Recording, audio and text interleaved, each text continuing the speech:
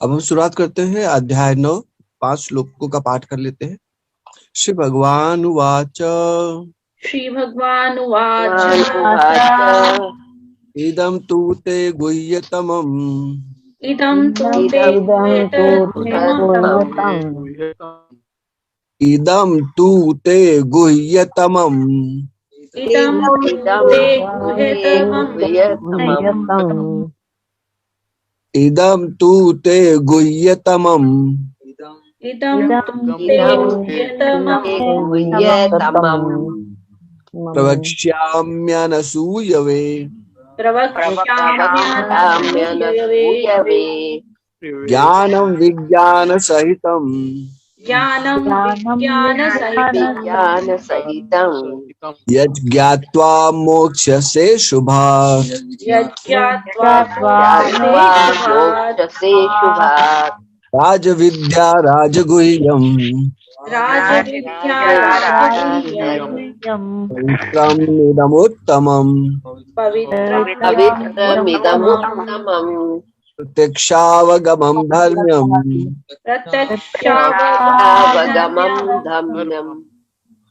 प्रत्यक्षावगमं धर्म्यम्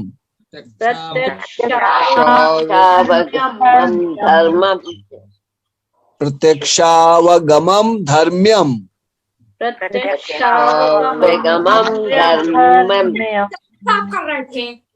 धर्म्यम्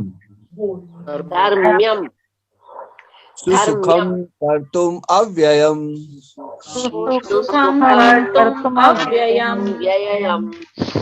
अश्रद्धानः पुरुषः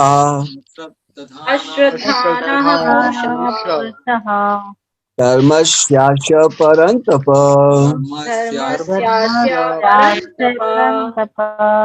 अप्राप्य मां निवर्तन्ते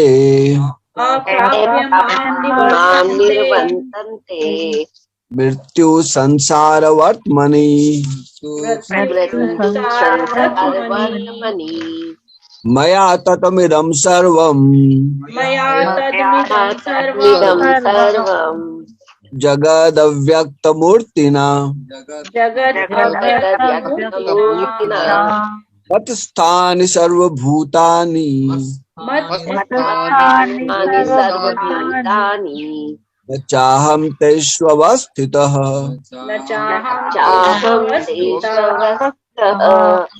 न च मत्स्थानि भूतानि पश्य मे योगमैश्वरम् भूतभृन्न च भूतस्थो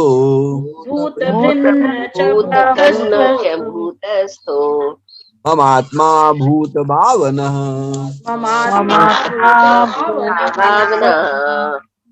श्लोक संख्या 1। श्री भगवान वाच इदं तु ते गुह्यतमं प्रवक्ष्याम्यनसूयवे ज्ञानं विज्ञान सहितं यत् ज्ञात्वा मोक्ष्यसे शुभात्। अध्याय 9 परम गुह्य ज्ञान। परम गुह्य ज्ञान का अर्थ होता है मोस्ट कॉन्फिडेंशियल नॉलेज।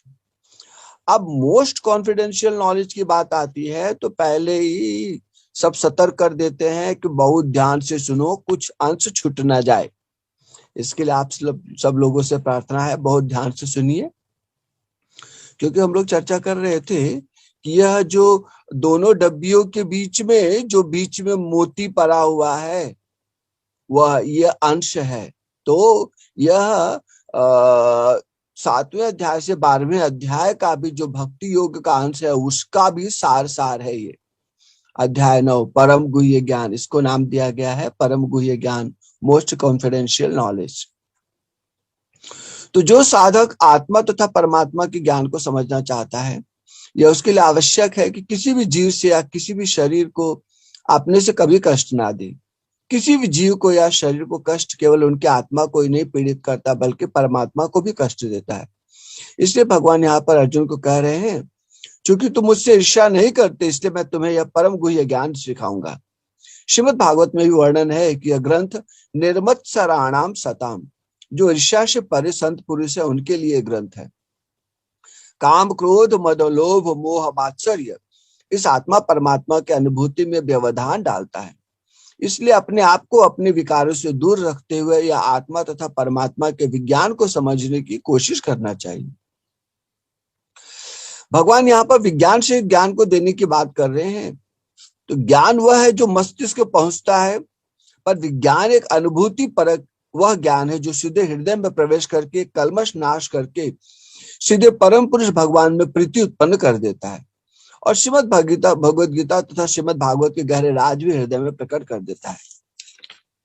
भक्ति वेदांत स्वामी श्रील प्रभुपाद जी कहते हैं कि द्वितीय तथा तृतीय अध्याय में जिस आध्यात्मिक ज्ञान का वर्णन हुआ है वह गुह्य ज्ञान कहलाता है, अर्थात कॉन्फिडेंशियल नॉलेज।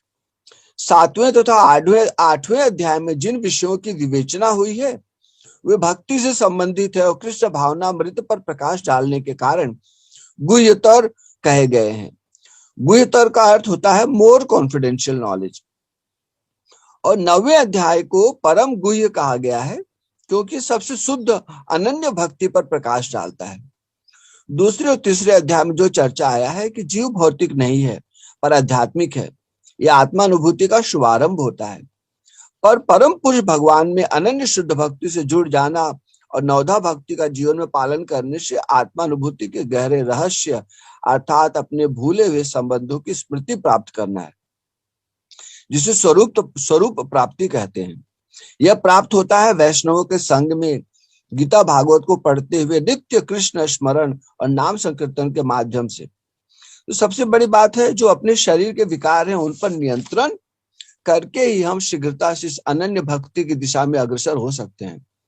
अपने दुर्गुणों को भी बचाए रखना और साधन भी करते रहना फूटे मटके में जल भरने के समान है। इसलिए शुरुआत तो अपनी कमजोरियों को दूर करके ही की जाती है, तभी साधना की शक्ति संचित होती है और कृष्ण के भाग की अनुभूति प्राप्त होती है। श्लोक संख्या 2।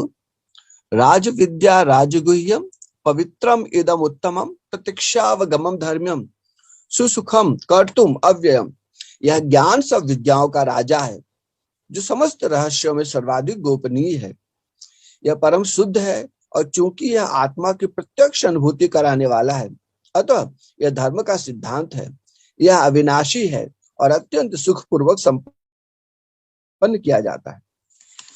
तो राजविद्या वेदों का ज्ञान अपौरुषेय है। यह भगवान के द्वारा प्रकट ग्रंथ है। 6 तरह के दर्शन हैं जो वेदों के ज्ञान को 6 तरह की धारा में बांटते हैं। 6 तरह के दर्शन के प्रणेता 6 ऋषि हुए, जिसमें पहला दर्शन है पूर्व मीमांसा। इस दर्शन में करणीय कर्म के जानने की जिज्ञासा है और उसका समाधान दिया गया है, इसलिए इसे कर्म मीमांसा भी कहा जाता है। मीमांसा का अर्थ जिज्ञासा होता है। कर्म मीमांसा अर्थात मनुष्य शरीर में रहते हुए करने योग्य कर्म की जिज्ञासा। इस दर्शन के प्रणेता महर्षि जैमिनी है। दूसरा है उत्तर मीमांसा या ब्रह्मसूत्र। इसे ब्रह्म जिज्ञासा या परम पुरुष भगवान के प्रति भक्ति से ओतप्रोत विषय पर चर्चा। यह दर्शन इस जगत के मूल कारणों को जानने के संबंध में है। चूंकि यह वेद के अंतिम ध्येय अर्थात परम पुरुष के प्रति उपासना भाव को जागृत करता है, इसलिए इसे वेदांत दर्शन भी कहते हैं। यह महर्षि वेद व्यास द्वारा प्रतिपादित है। तीसरा है सांख्य दर्शन। सृष्टि की रचना की व्याख्या, प्रकृति के 24 तत्व, जीवात्मा तथा परमात्मा के नित्य संगति, प्रकृति के 3 गुणों से रचित समस्त सृष्टि प्रलय की चर्चा है इसमें। यह कपिल मुनि जो देवहूति माता के पुत्र हैं उनका दर्शन है। चौथा है वैशेषिक दर्शन। महर्षि कणाद के द्वारा प्रतिपादित है। सृष्टि की संरचना में लगे पदार्थ का विशेष विवेचन होने से इसका नाम वैशेषिक दर्शन है। इसका लक्ष्य जीवन में सांसारिक वासनाओं को त्याग कर सुख प्राप्त करना और ईश्वर की ज्ञान प्राप्ति के द्वारा मोक्ष प्राप्त करना। पांचवा है न्याय दर्शन। यह महर्षि गौतम द्वारा प्रणीत आस्तिक दर्शन है। इस दर्शन में किसी वस्तु की प्रामाणिकता को सिद्ध करने के लिए अलग अलग सूत्रों की चर्चा है। यह दर्शन तार्किक बुद्धि प्रदान करता है। यह सामान्य ज्ञान संसार की क्लिष्टता, जीवात्मा की मुक्ति, परम ज्ञान को प्रतिपाद्य विषय बनाकर उसका तार्किक विवेचन देता है। और छठा है योग दर्शन। इसके प्रवर्तक महर्षि पतंजलि है। यह अष्टांग योग पद्धति को अपनाकर मन को नियंत्रण करके आत्मा का परमात्मा के साथ योग करने का ज्ञान है।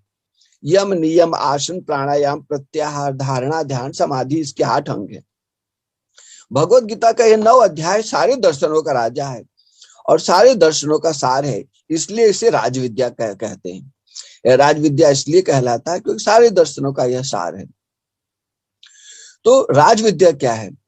परम सत्य भगवान का जिनका तीनों कालों में अबाध गति है, उनके परम ज्ञान को प्रकट करता है। भगवत प्राप्ति के मूलभूत सिद्धांतों का व्याख्या, भगवान के साथ जीव के नित्य संबंध का चर्चा करता है, सत्य के साथ जुड़ने तथा असत को समझने की शिक्षा देता है, इसलिए यह राजविद्या है। दूसरा जो गुण इस भक्ति के इसमें बताया गया है वह है राजगुह्य। यह राजगुह्य यह है परम गुह्य अर्थात परम गुप्त ज्ञान, most confidential knowledge. Most confidential knowledge क्या है? भक्ति जगत में श्री भगवान के साथ भक्तों की सेवा तथा भगवान का जो प्रतिदान होता है उस गुप्त रहस्य का ज्ञान देता है। वैकुंठ लोकों में, गोलोक में जैसे जैसे भावनाओं से भगवान की सेवा का क्रिया विधान होता है, उस गुप्त रहस्यों का उद्घाटन है, इसलिए राजगुह्य है। यह भगवान और भक्तों की कृपा से ही उपलब्ध होता है। इस ज्ञान को विश्वविद्यालयों में प्राप्त नहीं किया जा सकता। इस ज्ञान को प्राप्त करने की प्रणाली ही अलग है। बिना पूर्ण समर्पण और श्रद्धा के इस ज्ञान को प्राप्त करने का कोई अधिकारी भी नहीं बनता। तीसरा जो लक्षण बताया गया है भगवत भक्ति के, वह है पवित्र। तो पवित्र अर्थात जो लोग पाप कर्मों में रहते हैं और पाप कर्मों के फलों के विभिन्न रूप व अवस्थाओं में फंसे रहते हैं। भक्ति वेदांत स्वामी श्री प्रभुपाद उदाहरण देते हैं कि जब बीज बोया जाता है तो तुरंत वृक्ष तैयार नहीं होता, इसमें कुछ समय लगता है। पहले एक छोटा सा अंकुर रहता है, फिर यह वृक्ष का रूप धारण करता है, तब इसमें फूल आते हैं, फिर फल लगते हैं। इसी प्रकार मनुष्य के जीवन में अविद्या अर्थात माया के 3 गुणों के प्रभाव के कारण पहले जीव में पाप करने की वृत्ति बनती है, जिसे कूट कहते हैं। यह वृत्ति पाप के बीज के रूप में अपना अलग प्रभाव बनाती है। गलत धारणाएं, गलत मानसिकता या नास्तिकता पाप कर्म को जन्म देती है। देवलोक में पाप कर्म का न्याय तुरंत होता है। अगर कोई पाप घट गया तो तुरंत ही दंड मिलता है, लेकिन मनुष्य लोक में डिलेड अर्थात देरी से मिलता है। जब यमदूत अजामिल को लेने आए थे तो उन्होंने विष्णु दूतों को बताया कि इस अजामिल ने ढेर सारे पाप किए हैं और किसी का भी प्रायश्चित नहीं किया। इसका अर्थ मनुष्यों को पाप कर्म करने के बाद भी अवकाश मिलता है कि अपने पाप कर्मों के शोधन हेतु प्रायश्चित कर ले। और किसी भी पाप का सबसे शुद्धतम प्रायश्चित है भगवान की भक्ति और यह प्रण कि फिर पुराने पाप जिंदगी में दोहराए नहीं जाएंगे। तब पाप कर्मों के फलों में बदलाव होता है। यह अगर नहीं किया गया तो पाप कर्मों के फलों में बढ़ोतरी होने की संभावना रहती है। जब पाप कर्मों के बीज फलीभूत होते हैं तो उनका परिणाम जीवन में उभरने लगता है। जो परिणाम शरीर पर उभर चुका होता है उसे प्रारब्ध फल कहते हैं, और जो कर्म का फल अभी फलीभूत नहीं हुआ है वह अप्रारब्ध फल बन के अपने समय का इंतजार करता है। इस तरह अगर व्यक्ति पाप कर्मों का त्याग भी कर दे तो पुराने पापों के चलते जीवन में तरह तरह के विघ्न परेशानियां आती रहती हैं। लेकिन जो जीव हरिनाम संकीर्तन करते हैं तो उनके पापों का पहाड़ खत्म हो जाता है, अर्थात अप्रारब्ध फल जो अभी जीवन में प्रकट नहीं हुए हैं वह फिर पाप करने की जो प्रवृत्ति बनी रहती है उस पर अंकुश लग जाता है, अर्थात प्रवृत्ति भी सुधर जाती है। इस बिगड़ी हुई प्रवृत्ति के पीछे जो मूल कारण है वह है अज्ञान या अविद्या। जो व्यक्ति माया के प्रभाव में गलत कर्म कर जाता है वह ज्ञान का भी नाश हो जाता है और ज्ञान के प्रकट होते ही पाप का सारा कारोबार ही जीवन में खत्म हो जाता है।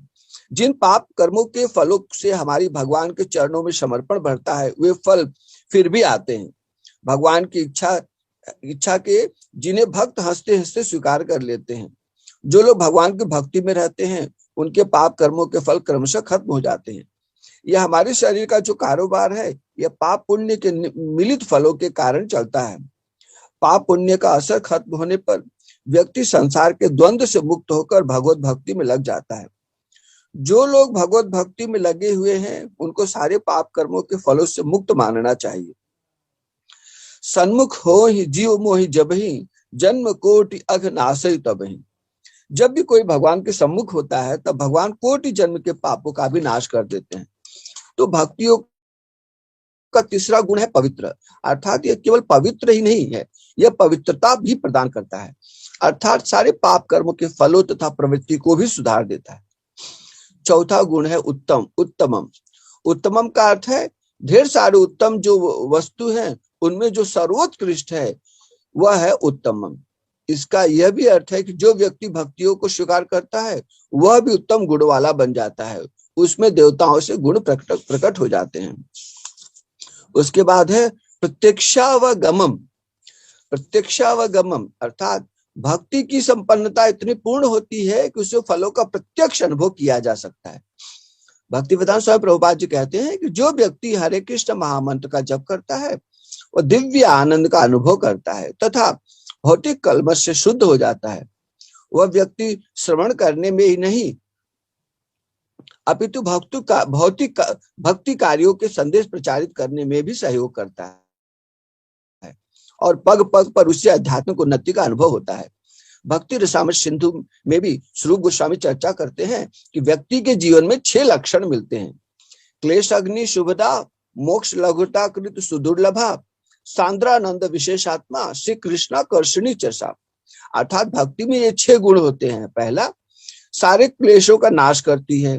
दूसरा, जिंदगी में शुभता लाती है। तीसरा, मोक्ष प्राप्त हुए व्यक्ति को जो ब्रह्मानंद का आनंद मिलता है उससे भी ज्यादा दिव्य आनंद भक्ति में मिलता है। चौथा, भक्ति सुदुर्लभा है, भक्ति में दुर्लभतम अनुभूतियों की भी प्राप्ति होती है। पांचवा, गाढ़ आनंद अर्थात आनंद की घनीभूत अवस्था की अनुभूति होती है, इसलिए इसको सांद्रानंद विशेषात्मा कहा गया है। क्योंकि दूध जो शुद्ध होता है पर दूध का घनीभूत रूप रबड़ी की तरह आनंद प्रदान करने वाला है। छठा है, यह श्री कृष्ण को भी आकर्षित करके उनका भी कृपा की अनुभूति कराने वाला है, भक्ति है। तो जो भी व्यक्ति भक्ति में लगेगा वह सब स्वयं ही अनुभूत कर सकता है कि प्रत्यक्ष रूप में अनुमान की आवश्यकता ही नहीं है। भक्तिवेदांत स्वामी श्रील प्रभुपाद जी कहते हैं तात्पर्य में कि श्रीमद् भगवत गीता के एक श्लोक में कहा गया है कि श्रीमद् भागवतम के श्लोक में है, एक पहले स्कंद के 5वें अध्याय का 25वां श्लोक में नारद जी अपने शिष्य व्यासदेव जी से अपने पूर्व जन्म का वर्णन करते हैं। वे कहते हैं कि पूर्व जन्म में बाल्यकाल में वे चतुर्मास में शुद्ध भक्तों भागवतों की सेवा किया करते थे, जिससे उन्हें उनकी संगति प्राप्त हुई। कभी कभी वो ऋषि अपनी थालियों में उच्छिष्ट भोजन छोड़ देते थे और यह बालक थालियां धोते समय उच्छिष्ट भोजन को चखना चाहता था। अतः उसने उन ऋषियों से अनुमति मांगी और जब उन्होंने अनुमति दे दी तो बालक नारद उस उच्छिष्ट भोजन को खाता था। फलस्वरूप वह अपने समस्त पाप कर्मों से मुक्त हो गया। ज्यों ज्यों वह उच्छिष्ट खाता रहा त्यों त्यों वह ऋषियों के समान शुद्ध हृदय बनता गया। चूंकि वे महाभागवत भगवान की भक्ति का आस्वाद श्रवण तथा कीर्तन द्वारा करते थे, अतः नारद ने भी क्रमशः वैसी रुचि विकसित कर ली। नारद जी आगे कहते हैं, तत्रान्वहं कृष्ण कथा प्रगायतम अनुग्रहेणा श्रृण्वं मनोहरा ता श्रद्धया मेनु पदम विशृण्वत प्रिय श्रवस्यंग ममाभवद रुचि। ऋषियों की संगति करने से नारद में भी भगवान की महिमा के श्रवण तथा कीर्तन की रुचि उत्पन्न हुई और उन्होंने भक्ति की तीव्र इच्छा विकसित की। अतः जैसा कि वेदांत सूत्र में कहा गया है, प्रकाशस्य कर्मण्यभ्यासात्, जो भगवत भक्ति के कार्यों में केवल लगा रहता है उसे स्वतः सारी अनुभूति हो जाती है और वह सब समझने लगता है। इसी का नाम प्रत्यक्ष या प्रत्यक्ष अनुभूति है।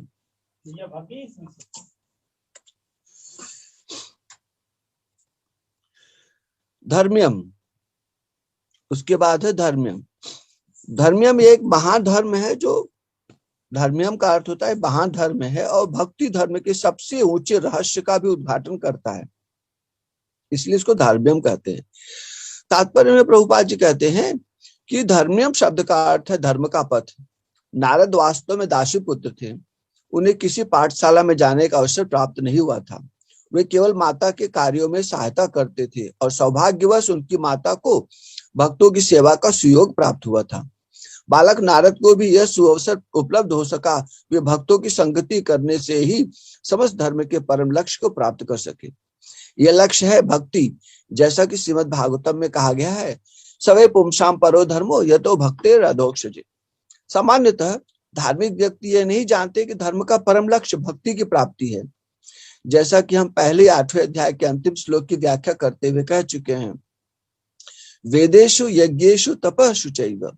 सामान्यतया आत्म साक्षात्कार के लिए वैदिक ज्ञान आवश्यक है, किंतु यहाँ पर नारद न तो किसी गुरु के पास पाठशाला में गए, न उन्हें वैदिक नियमों की शिक्षा मिली थी, तो भी उन्हें वैदिक अध्ययन के सर्वोच्च फल प्राप्त हो सके। तो यह विधि इतनी सशक्त है कि धार्मिक कृत्य किए बिना ही मनुष्य सिद्धि पद को प्राप्त होता है।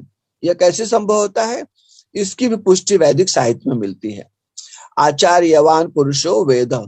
महान आचार्यों के संसर्ग में रहकर मनुष्य आत्म साक्षात्कार के लिए आवश्यक समस्त ज्ञान से अवगत हो जाता है, भले ही वह अशिक्षित हो या उसने वेदों का अध्ययन न किया हो। इसलिए इसे कहते हैं धर्म्यम। अगला गुण है भक्ति का सुसुखम, अर्थात भक्ति के क्रियाकलाप में श्रम की अनुभूति नहीं होती, पर असीम सुख की अनुभूति पग पग पर होती है। तो भक्ति वेदांत स्वामी प्रभुपाद जी यहाँ पे कह रहे हैं कि भक्ति योग अत्यंत सुखकर सुसुखम होता है। ऐसा क्यों? क्योंकि भक्ति में श्रवण कीर्तनम विष्णु हो रहता है, जिससे मनुष्य भगवान की महिमा के कीर्तन को सुन सकता है या प्रामाणिक आचार्यों द्वारा दिए गए दिव्य ज्ञान के दार्शनिक भाषण सुन सकता है। मनुष्य केवल बैठे रहकर सीख सकता है, ईश्वर को अर्पित अच्छे स्वादिष्ट भोजन का उच्छिष्ट खा सकता है। प्रत्येक दशा में भक्ति सुखमय है। मनुष्य गरीबी की हालत में भी भक्ति कर सकता है। भगवान कहते हैं पत्रम पुष्पम फलम तोयम। वे भक्त से हर प्रकार के भेंट लेने को तैयार रहते हैं, चाहे पत्र हो, पुष्प हो, फल हो या थोड़ा सा जल हो। जो कुछ भी संसार के किसी भी कोने में उपलब्ध हो या किसी व्यक्ति द्वारा उसकी सामाजिक स्थिति पर विचार किए बिना अर्पित किए जाने पर भगवान को स्वीकार है, यदि उसे प्रेम पूर्वक चढ़ाया जाए। इतिहास में ऐसे अनेक उदाहरण प्राप्त हैं। भगवान के चरण कमलों पर चढ़े तुलसी दल का आस्वादन करके सनत कुमार जैसे मुनि महान भक्त बन गए। अतः भक्ति योग अति उत्तम है और इसे प्रसन्न मुद्रा में संपन्न किया जा सकता है। भगवान को तो प्रेम प्रिय है, जिससे उन्हें वस्तुएं अर्पित की जाती हैं। इसके बाद है अगला गुण कर्तुम अव्ययम। यह क्रिया अविनाशी है। नाव से नदी पार कर लेने पर नाव को त्याग दिया जाता है, कर्म का फल मिल जाने पर कर्म का त्याग हो जाता है, और ज्ञान का फल मिल जाने पर ज्ञान की प्रक्रिया को भी व्यक्ति त्याग देता है।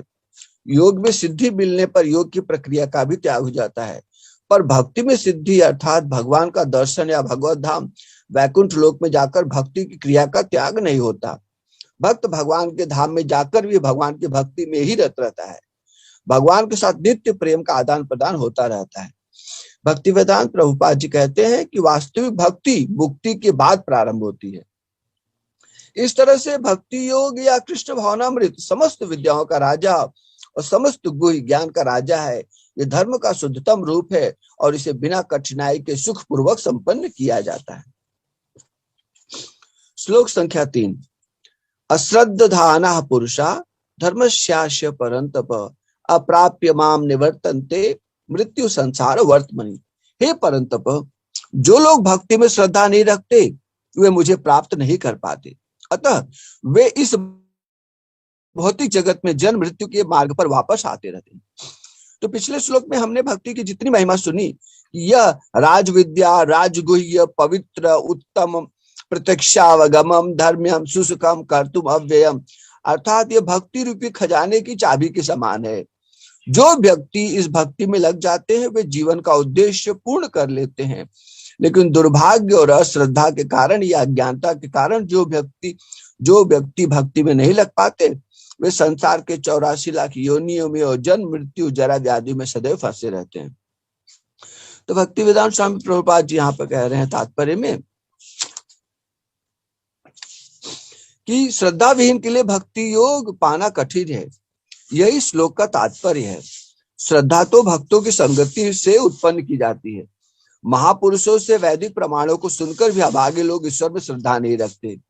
वे झिझकते रहते हैं और भागवत भक्ति में दृढ़ नहीं रहते। इस प्रकार कृष्ण भावनामृत की प्रगति में श्रद्धा मुख्य है। चैतन्य चरितामृत में कहा गया है, श्रद्धा तो यह पूर्ण विश्वास है कि परमेश्वर श्री कृष्ण की ही सेवा द्वारा सारी सिद्धि प्राप्त की जा सकती है। यही वास्तविक श्रद्धा है।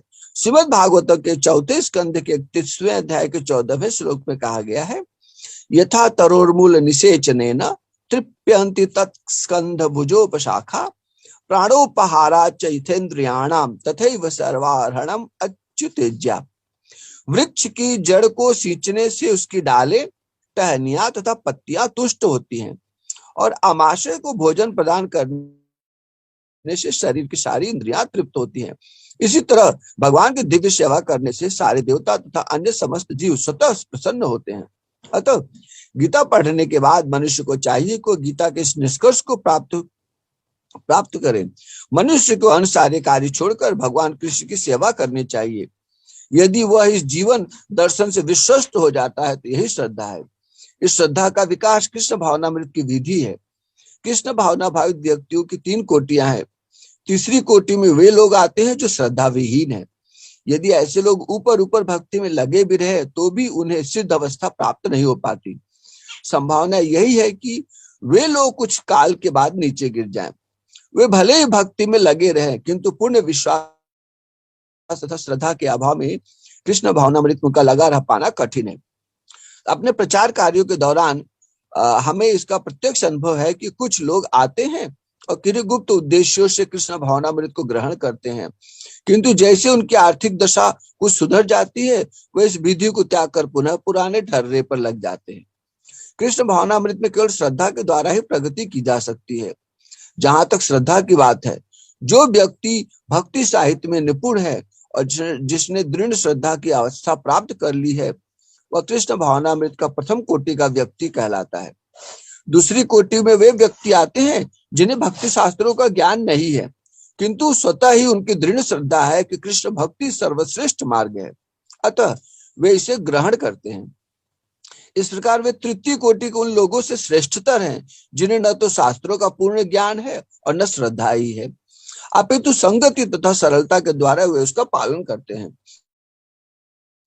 तृतीय कोटि के व्यक्ति कृष्ण भावनामृत से च्युत हो सकते हैं किंतु द्वितीय कोटि के व्यक्ति च्युत नहीं होते।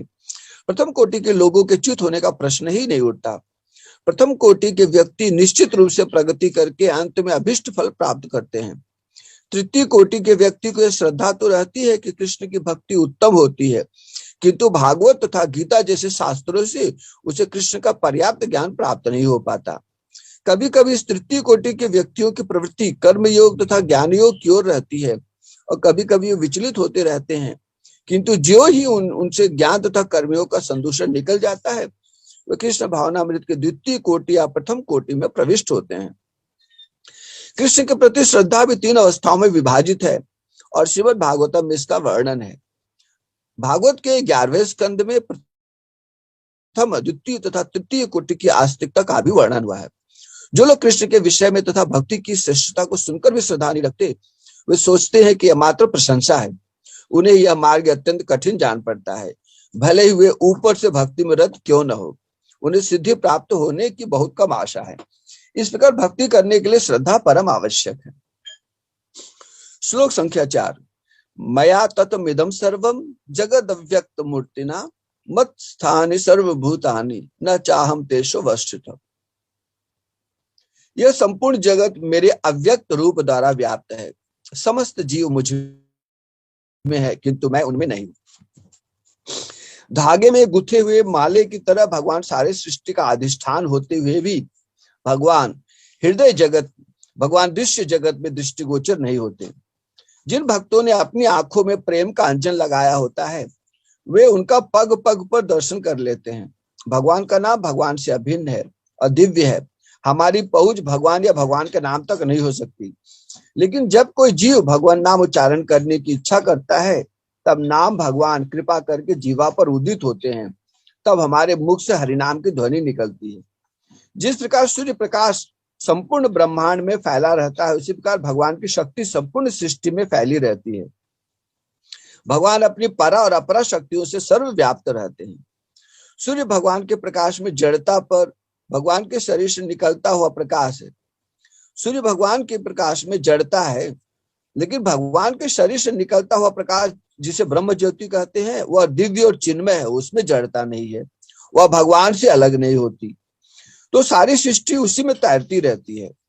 भगवान अपनी अचिंत्य शक्ति से सारे ब्रह्मांडों को हवा में लटकाए रहते हैं। पृथ्वी जल पर तैरती रहती है, डूबती नहीं है। विराट रूप में भगवान सब कुछ अपने अंदर समाहित किए हुए हैं। सारे जीव सारे देवता भगवान के अंगों में सिमटे पड़े हैं। भक्तिवेदांत श्री प्रभुपाद जी तात्पर्य में कहते हैं कि भगवान की अनुभूति स्थूल इंद्रियों से नहीं हो पाती। फिर भी किसी को इस निष्कर्ष पर नहीं पहुंचना चाहिए कि सर्वत्र फैले रहने के कारण भगवान ने अपनी व्यक्ति के लिए, भगवान कहते हैं कि मैं सर्वत्र हूं और प्रत्येक वस्तु मुझ में है तो भी मैं पृथक हूं। उदाहरणार्थ, राजा किसी सरकार का अध्यक्ष होता है और सरकार उसकी शक्ति का प्राकट्य होती है।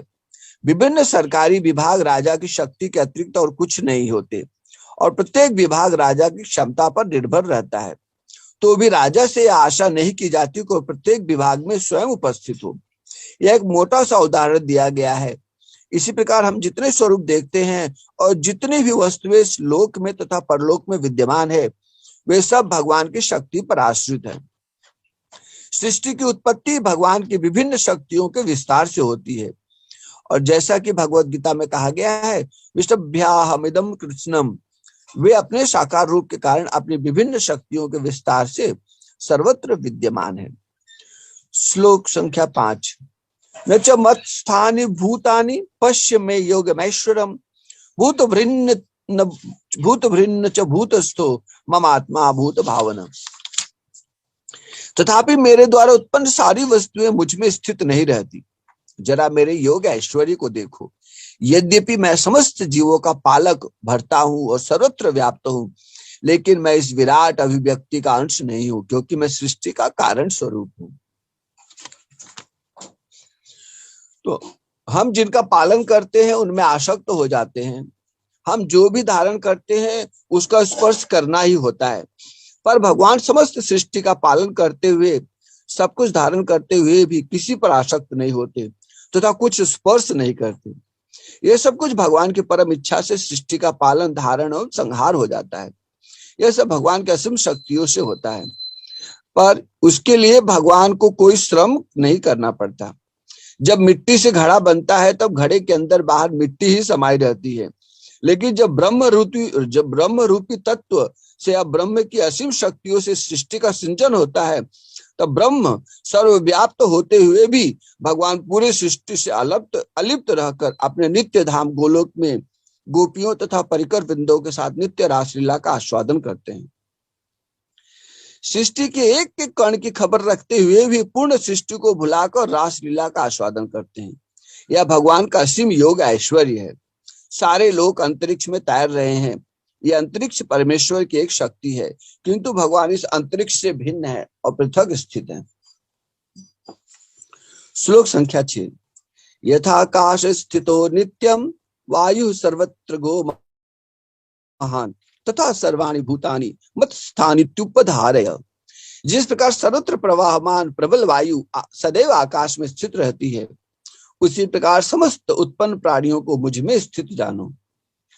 तो इस संसार में वायु सबसे स्वतंत्र, सबसे प्रबल प्रतीत होती है। जब बहती है तो बड़े बड़े पेड़ों को धराशाही कर जाती है। इसका वेग बहुत जान पड़ता है तूफान में, लेकिन ये सर्वत्र सबसे स्वतंत्र बहने वाली वायु भी आकाश की परिसीमा के अंदर में ही रहती है। इसी तरह से 14 भुवनों में जितने देवता, असुर, पशु, पक्षी, मानव है, सबके सब एक भगवान में ही स्थित है। ये पूरी सृष्टि विराट भगवान के शरीर में रहती है और अलग अलग जीव भगवान के व्यवस्था के अनुसार गुणों के प्रभाव के कारण भगवान को अलग अलग अंगों में स्थान पाते हैं। इस तरह से स्वतंत्र लगने वाले सारे जीव, पशु, पक्षी, सूर्य, चंद्र, ग्रह, तारे, यह सब भगवान के द्वारा अधिकृत और शासित होते हैं। भगवान के भय के कारण वायु बहती है।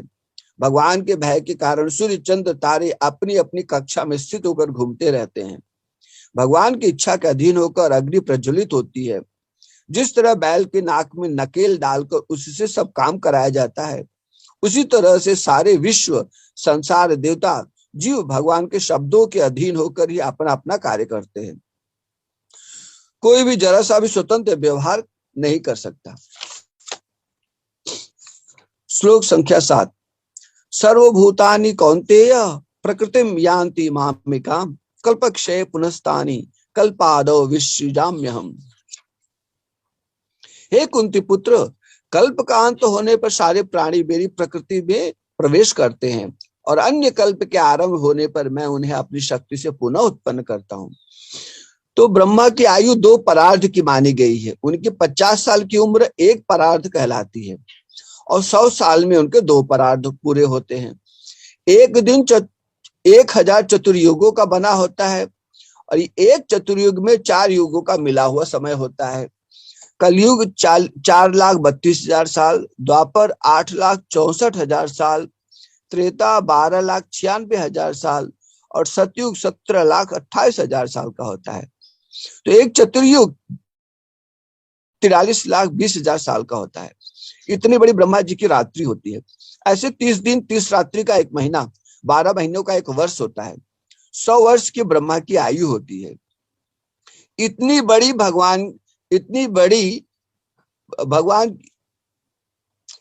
ब्रह्मा जी की आयु भगवान के एक पलक झपकने में पूरी हो जाती है। प्रलय के अंत में सारी सृष्टि सूक्ष्म रूप में भगवान के अंदर में प्रवेश करके सो जाती है। जब पुनः सृष्टि का समय आता है तब भगवान सारे जीवों को और प्रकृति को पुनः प्रकट कर देते हैं और सारी सृष्टि पहले की तरह फिर से सज जाती है। श्लोक संख्या 8। प्रकृतिम स्वाम अवष्टभ्य विसृजामि पुनः पुनः भूतग्राममिमं कृत्स्नम् अवशं प्रकृतेर्वशात्। संपूर्ण विराट जगत मेरे अधीन है। यह मेरी इच्छा से बारंबार स्वतः प्रकट होता रहता है और मेरी इच्छा से अंत में विनष्ट हो जाता है। तो भक्तिवेदांत स्वामी श्री प्रभुपाद जी यहाँ पे तात्पर्य में कह रहे हैं, यह भौतिक जगत भगवान की अपरा शक्ति की अभिव्यक्ति है। इसकी व्याख्या कई बार ही की जा चुकी है। सृष्टि के समय यह शक्ति महतत्व के रूप में प्रकट होती है, जिसमें भगवान अपने प्रथम पुरुष अवतार महाविष्णु के रूप में प्रवेश कर जाते हैं। वे कारणार्णव में शयन करते हैं और अपने श्वास से असंख्य ब्रह्मांड निकालते हैं और इन ब्रह्मांडों में से हर एक में वे गर्भोदक्षाय विष्णु के रूप में प्रवेश करते हैं। इस प्रकार प्रत्येक ब्रह्मांड की सृष्टि होती है। वे इससे भी आगे अपने आप को क्षीरोदक्षाय विष्णु के रूप में प्रकट करते हैं और विष्णु प्रत्येक वस्तु में, यहाँ तक कि प्रत्येक अणु में प्रवेश कर जाते हैं। इसी तथ्य की व्याख्या यहाँ हुई है। भगवान प्रत्येक वस्तु में प्रवेश करते हैं।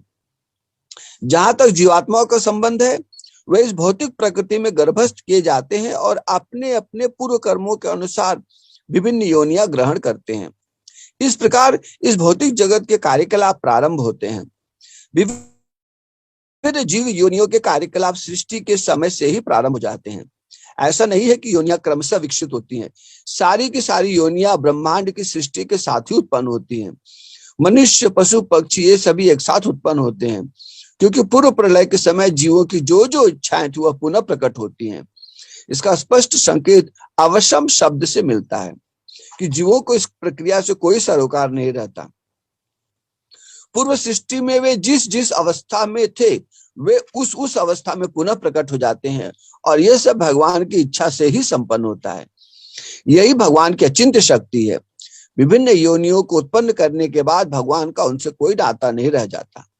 यह सृष्टि विभिन्न जीवों की रुचियों को पूरा करने के उद्देश्य से ही की जाती है।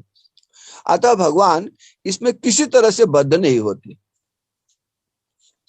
श्लोक संख्या 9। न च माम तानि कर्माणि निबध्नन्ति धनंजय उदासीन वदासीनम असक्तम तेषु कर्मसु। हे धनंजय, ये सारे कर्म मुझे नहीं बांध पाते। मैं उदासीन की भांति इन सारे भौतिक कर्मों से सदैव विरक्त रहता हूँ। इस प्रसंग में यह नहीं सोच लेना चाहिए कि भगवान के पास कोई काम नहीं है, वे अपने वैकुंठ लोक में सदैव व्यस्त रहते हैं। तो ब्रह्म संहिता में कहा गया है कि आत्मा रामस्य तस्याष्टि प्रकृत्या न समागम। वे सतत दिव्य आनंदमय आध्यात्मिक कार्यों में रत रहते हैं, किंतु इन भौतिक कार्यों से उनका कोई सरोकार नहीं रहता। सारे भौतिक कार्य उनके विभिन्न शक्तियों द्वारा संपन्न होते रहते हैं। वे सदा इस सृष्टि के भौतिक कार्यों के प्रति उदासीन रहते हैं, इस उदासीनता को ही यहाँ पर उदासीनवत कहा गया है। यद्यपि छोटे से छोटे भौतिक कार्य पर उनका नियंत्रण रहता है, किंतु वे उदासीनवत स्थित रहते हैं। यहाँ पर उच्च न्यायालय के न्यायाधीश का उदाहरण दिया जा सकता है, जो अपने आसन पर बैठा रहता है। उसके आदेश से अनेक तरह तरह की बातें घटती रहती हैं। किसी को फांसी दी जाती है, किसी को कारावास की सजा मिलती है, तो किसी को प्रचुर धनराशि मिलती है, तो भी वह उदासीन रहता है। उसे इस हानि लाभ से कुछ भी लेना देना नहीं रहता। इसी प्रकार भगवान भी सदैव उदासीन रहते हैं, यद्यपि प्रत्येक कार्य में उनका हाथ रहता है। वेदांत सूत्र में यह कहा गया है कि वैषम्ये नैर्घृण्ये न, वे इस जगत के द्वंद्वों में स्थित नहीं है, वे इन द्वंद्वों से अतीत है। न ही इस जगत के सृष्टि तथा प्रलय में ही उनकी आसक्ति रहती है। सारे जीव अपने पूर्व कर्मों के अनुसार विभिन्न योनियां ग्रहण करते रहते हैं और भगवान इसमें कोई व्यवधान नहीं डालते। श्लोक संख्या 10। मयाध्यक्षेण प्रकृति सूयते सचराचरम हेतु नानेन कौन्तेय जगत विपरिवर्तते। हे कुंती पुत्र, ये भौतिक प्रकृति मेरी शक्तियों में से एक है और मेरी अध्यक्षता में कार्य करती है, जिससे सारे चर तथा अचर प्राणी उत्पन्न होते हैं। इसके शासन में यह जगत बार बार सृजित और विनष्ट होता रहता है। तो जब भगवान सृष्टि करना चाहते हैं, तब अव्यक्त प्रकृति पर दृष्टिपात करके उसमें काल तथा जीवों के सूक्ष्म शरीर को स्थापित कर देते हैं, जिससे प्रकृति की साम्यावस्था भंग हो जाती है और यह क्रियाशील होकर 84 लाख योनियों को जीवों के कर्मानुसार उन्हें प्रदान कर देती है और पूरी सृष्टि सोए से जगे हुए की तरह क्रियान्वित हो जाती है। भक्ति वेदांत स्वामी प्रभुपाद जी कहते हैं कि इस क्रिया से भगवान को कुछ लेना देना नहीं रहता। जब किसी व्यक्ति के समक्ष फूल होता है तो उसे उसकी सुगंधी मिलती रहती है, किंतु फूल तथा सुगंधी एक दूसरे से विलग रहते हैं। ऐसा ही संबंध भगवान का भौतिक जगत के बीच रहता है। श्रीमद् भागवत में वर्णन है कि भगवान योग माया को आदेश देते हैं कि हे देवी कल्याणी, तुम ब्रज में जाओ। वह प्रदेश ग्वालों और गौओं से सुशोभित है। वहां नंद बाबा के गोकुल में वसुदेव की पत्नी रोहिणी निवास करती है। इस समय मेरा अंश, जिसे शेष कहते हैं, देवकी को उदर में गर्भ रूप में स्थित है। उसे वहां से निकालकर तुम रोहिणी के पेट में रख दो। कल्याणी, अब मैं अपने समस्त ज्ञान तथा बल आदि अंशों के साथ देवकी का पुत्र बनूंगा और तुम नंद बाबा की पत्नी यशोदा के गर्भ से जन्म लेना। तुम लोगों को वरदान देने में समस्त होगी। मनुष्य तुम्हें अपनी समस्त अभिलाषाओं को पूर्ण करने वाली जानकर धूप दीप नैवेद्य एवं अन्य सामग्रियों से तुम्हारी पूजा करेंगे। पृथ्वी में लोग तुम्हारे लिए बहुत से स्थान बनाएंगे और दुर्गा, भद्रकाली, विजया, वैष्णवी, कुमुदा, चंडिका, कृष्णा, माधवी, कन्या, माया, नारायणी, ईशानी, शारदा और अंबिका आदि बहुत से नाम से तुमको पुकारेंगे। ब्रह्म वैवर्त पुराण में भी भगवान योग माया को आदेश देते हैं कि यशोदा माता और देवकी माता के गर्भ को वायु से भर दो। तुम यशोदा माता गर्भ से जन्म लेना और मैं देवकी माता गर्भ से प्रकट होकर गोकुल आ जाऊंगा और तुम कंस के हाथ से छुटकर विंध्याचल के पर्वतों में निवास करोगी और सर्वत्र पूजी जाओगी। इस तरह से यह भौतिक प्रकृति भी, जो भगवान का अधीनता में कार्य करती है, सारे जीवों को उनकी वासना के अनुसार शरीर प्रदान करके सृष्टि को तीनों गुणों के माध्यम से क्रियाशील बनाती है। श्लोक संख्या 11। अवजानन्ति मां मूढ़ा मानुषीं तनुमाश्रितम् परम भावम अजानन्तो मम भूतम महेश्वरम। जब मैं मनुष्य रूप में अवतरित होता हूँ तो मूर्ख मेरा उपहास करते हैं। वे मुझ परमेश्वर के दिव्य स्वभाव को नहीं जानते। तो वायु सर्वत्र विराजमान होते हुए भी वायु एक देवता है। उनकी आराधना करने पर उसी वायु में से अपने आप को एक व्यक्ति के रूप में प्रकट कर सकते हैं और पुनः उसी वायु में विलीन भी हो सकते हैं। उसी तरह से अग्नि देवता काष्ठ तथा सब वस्तुओं में छिपे रहते हैं। काष्ठ या पत्थर के घिसने पर प्रकट होते हैं। वे भी एक देवता के रूप में दर्शन दे सकते हैं। उसी तरह से जब इन देवताओं का भी एक ससीम तथा एक असीम रूप होता है। ससीम रूप व्यक्ति के रूप में होता है और असीम रूप उनका तत्वों में होता है, जो सीमित नहीं होता। तो उसी तरीके से भगवान भी अपने आप को असीम आकाश के जैसे व्याप्त होकर सब जगह रह सकते हैं। सारे जीवों में परमात्मा के रूप में विराजमान हो सकते हैं, फिर भी जब कोई उनका जिस रूप में ध्यान करे उस रूप में प्रकट होने के लिए भी तत्पर रहते हैं। जिस तरह से प्रहलाद महाराज के समक्ष वे उस महल के खंबे में से प्रकट हो गए। श्रीमद् भागवत वर्णन है कि भगवान के अनंत अवतार हो चुके हैं और भगवान इतने दयालु कृपालु हैं कि भक्त जिस जिस रूप में भगवान का जैसे जैसे चिंतन करते हैं वैसे वैसे नए रूप में भगवान अवतार लेते हैं। ऐसा नहीं है कि भगवान ध्रुव महाराज तथा प्रहलाद महाराज के लिए ही केवल अवतार लेते हैं, बल्कि हर एक जीव के लिए अवतार लेने के लिए तैयार रहते हैं। लेकिन ध्रुव व प्रहलाद महाराज की तरह हमारी ललक नहीं होने पाती। जो लोग भगवान के दिव्य स्वभाव को नहीं जानते वे समझते हैं कि भगवान जब सर्वव्यापी थे तो बहुत शक्तिशाली थे। जब मनुष्य शरीर में जन्म लेते हैं तो प्रकृति के द्वारा बंधन में आकर गुणों में फंस जाते हैं। लोग भूल जाते हैं कि यह भौतिक प्रकृति भगवान की एक शक्ति है, यह भगवान को अपने अधीन नहीं रख सकती। जेल में कैदी लोग जब जाते हैं तो कैदी लोगों के लिए जेल में बड़ी सख्ती बरती जाती है, लेकिन जब प्रधानमंत्री मुख्यमंत्री या जेलर जेल का दौरा करता है तब वह जेल के नियमों और कानूनों में नहीं बंधता, बल्कि जिस पर दया करता है उसे भी मुक्त करा देता है। ठीक उसी तरह से जब जीव जन्म लेते हैं तो ग्रह नक्षत्र तारे अपनी अपनी ऊर्जा से उसके भाग्य का निर्धारण करते हैं, लेकिन जब भगवान जन्म लेते हैं तब ग्रह नक्षत्र तारे सब अनुकूल चलने लगते हैं, सब सौम्य रूप ले लेते हैं। सूर्य भगवान उतनी गर्मी छोड़ते हैं जितनी अनुकूल हो, वायु उतने ही जोर से बहते हैं जिससे भगवान को प्रतिकूलता ना लगे। मेघ धीमे धीमे गरज कर भगवान को प्रणाम करते हैं तथा छोटी छोटी फुहियां बरसाकर भगवान का अभिनंदन करते हैं। लता पता वृक्ष सब फल फूल जाती हैं। सारे ऋतुओं के अलग अलग लक्षण एक साथ प्रकृति में प्रकट हो जाते हैं। इस तरह से प्रकृति ग्रह नक्षत्र तारे सब भगवान का स्वागत करते हैं। भगवान सारे जीवों के साथ में रासलीला का नृत्य करना चाहते हैं, इसलिए उन सबको आकर्षित करने के लिए भगवान अपने सिद्ध भक्तों गोपियों के साथ में रासलीला रचाते हैं, जिसका दर्शन केवल शुद्ध भक्त ही ले पाते हैं। और शुद्ध भक्तों के मुंह से सुनकर सब लोग भगवान के प्रेमी बनकर उनकी लीला के प्रति आकर्षित हो, इसलिए भगवान तरह तरह की लीला करते हैं। अक्सर लोगों को शुभ घटनाओं का गुणगान करने का आदत नहीं होता, पर सामाजिक नीतियों के विरुद्ध घटने वाली बातों का चर्चा करना ज्यादा पसंद करता है। इसलिए भगवान माखन चोर की लीला, दूसरों की पत्नियों के साथ रास लीला तथा राजकुमारी का अपहरण लीला करते हैं।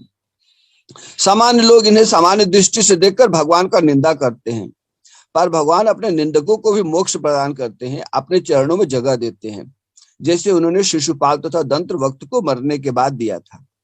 सबके देखते देखते उनकी आत्मा भगवान के शरीर में विलीन हो गई थी, पर जिनकी बुद्धि मोह माया द्वारा हर ली जाती है वे भगवान का गुणगान सुनकर भी भगवान की महिमा को स्वीकार नहीं करते। हस्तिनापुर की सभा में जब भगवान शांति दूत बनकर गए थे तो उन असीम भगवान को व्यक्ति के रूप में देखकर दुर्योधन ने सोचा कि इनको बंदी बना लेंगे तो पांडव अपने आप वश में हो जाएंगे, लेकिन भगवान ने अपने विराट रूप को प्रकट किया तो दुर्योधन ने कहा कि यह माया फैलाना भी जानता है। भगवान के विराट रूप को देखकर भी भगवान के प्रति समर्पण नहीं कर पाया। तो जिनकी आंखों पर माया मोह की पट्टी बंधी होती हुई भगवान को देखकर भी उनको नहीं पहचान पाते, लेकिन जिनके नेत्रों में भक्ति प्रेम रूपी अंजन लगा रहता है उनकी आंखों से भगवान बच भी नहीं पाते। भक्तगण भगवान को पहचान ही लेते हैं।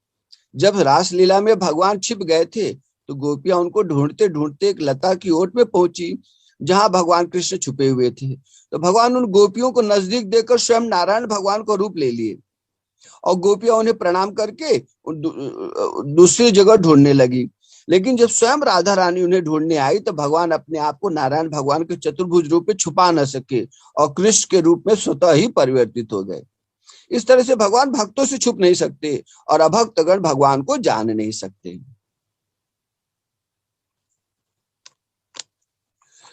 श्लोक संख्या 12। मोघाशा मोघ कर्माणो मोघ ज्ञाना विचेतस राक्षसीम आसुरीम चैव प्रकृति मोहिनीम श्रिता। जो लोग इस प्रकार मोहग्रस्त होते हैं वे आसुरी तथा नास्तिक विचारों के प्रति आकृष्ट रहते हैं। इस मोहग्रस्त अवस्था में उनकी मुक्ति आशा, उनके सकाम कर्म तथा ज्ञान का अनुशीलन सभी निष्फल हो जाते हैं। तो इस सृष्टि में कुछ नास्तिक तथा आसुरी भाव वाले व्यक्ति कृष्ण को भगवान नहीं मानते, पर फिर भी भगवत गीता के श्लोकों को अपने मत को पुष्ट करने में उपयोग करते हैं तथा उनका मनमाना तात्पर्य निकालकर लोगों को दिग्भ्रांत करते हैं। भगवान भगवत गीता के 15वें अध्याय में कहते हैं कि मैं ही वेदों का संकलन करता हूँ तथा वेद के द्वारा भी मैं ही जाना जाता हूँ, पर फिर भी कुछ नास्तिक लोग वेद की ऋचाओं का नित्य पाठ करके भगवान कृष्ण के स्वरूप को माया का मानते हैं और साधारण इंसान की तरह उनका उपहास करते हैं, क्योंकि वो नास्तिक मतवाद के समर्थक बन जाते हैं या निराकार मत के समर्थक बन के भगवान के साकार रूप राम और कृष्ण का उपहास करते हैं।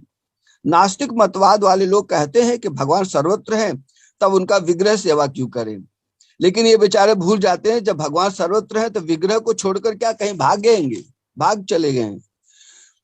ऐसे आसुरी तथा नास्तिक विचार वाले भक्ति के सभी सकाम कर्म निष्फल होते हैं। प्रकृति को अनुकूल बनाने की उनकी आशा कभी पूरी नहीं होती। उनका वेद पाठ तथा वेदों द्वारा निर्दिष्ट यज्ञ भी व्यर्थ हो जाते हैं। भगवान ऐसे नास्तिक लोगों को जन्म जन्मांतर आसुरी और पशु पक्षियों की योनियों में भटकाते रहते हैं। भक्ति वेदांत स्वामी श्रील प्रभुपाद जी बृहद विष्णु स्मृति का श्लोक उद्धृत करते हुए कहते हैं, जो कृष्ण के शरीर को भौतिक मानता है उसे श्रुति तथा स्मृति के समस्त अनुष्ठानों से वंचित कर देना चाहिए। यदि कोई भूल से उसका मुंह देख ले तो उसे तुरंत गंगा स्नान करना चाहिए। लोग कृष्ण की हंसी उड़ाते हैं क्योंकि भगवान से ईर्ष्या करते हैं। उनके भाग्य में जन्म जन्मांतर नास्तिक तथा आसुर योनियों में रहना लिखा है। उनका वास्तविक ज्ञान सदैव के लिए भ्रम में रहेगा और धीरे धीरे वे सृष्टि के गहनतम अंधकार में गिरते चले जाएंगे। श्लोक संख्या 13। महात्मानस्तु महापार्थ दैवीं प्रकृतिमाश्रिता भजत्यनन्य मनुष्यो ज्ञात्वा भूतादिम अव्ययम। हे पार्थ, मोह मुक्त महात्मा जन दैवी प्रकृति के संरक्षण में रहते हैं। वे पूर्णतः भक्ति में निमग्न रहते हैं क्योंकि वे मुझे आदि तथा अविनाशी भगवान के रूप में जानते हैं। तो पिछले श्लोक में भगवान ने बताया कि नास्तिक और आसुरी विचार वाले जीव भौतिक प्रकृति के द्वारा 84 लाख योनियों में और नरकों में पटके जाते हैं। इस श्लोक में भगवान कह रहे हैं कि मेरे भक्त जो मुझ पर श्रद्धा भक्ति रखते हैं वे दिव्य पुण्यों के प्रभाव के कारण ही भगवान को पूर्ण रूपेण समर्पित रहते हैं। ऐसे जीव जो भगवान को समर्पित रहते हैं, भौतिक प्रकृति अपने भ्रम और अंधकार में डालने वाली शक्ति से उन्हें मुक्त कर देती है। इस भौतिक संसार में भौतिक प्रकृति कार्यरत रहती है, पर आध्यात्मिक लोकों में दैवी प्रकृति क्रियाशील रहती है। तो जो लोग भगवान से द्वेष बुद्धि रखते हैं वे भौतिक प्रकृति के अधीन रहते हैं। जो लोग भगवान से प्रेम भक्ति रखते हैं वह दिव्य प्रकृति के अधीन रहते हैं। दैवी प्रकृति भक्त जनों की रक्षा, मार्गदर्शन व भगवान से मिलाने में सहयोग करती है। तो भक्ति वेदांत स्वामी श्रील प्रभुपाद जी भक्ति रसमय सिंधु की टीका में लिखते हैं कि भक्ति करना अर्थात श्रीमती राधा रानी के द्वारा प्रदर्शित पथ का अनुगमन करना है। और वृंदावन के भक्त अपने आप को श्रीमती राधा रानी के अनुगति में रखकर भक्ति की विधियों को पूरा करते हैं।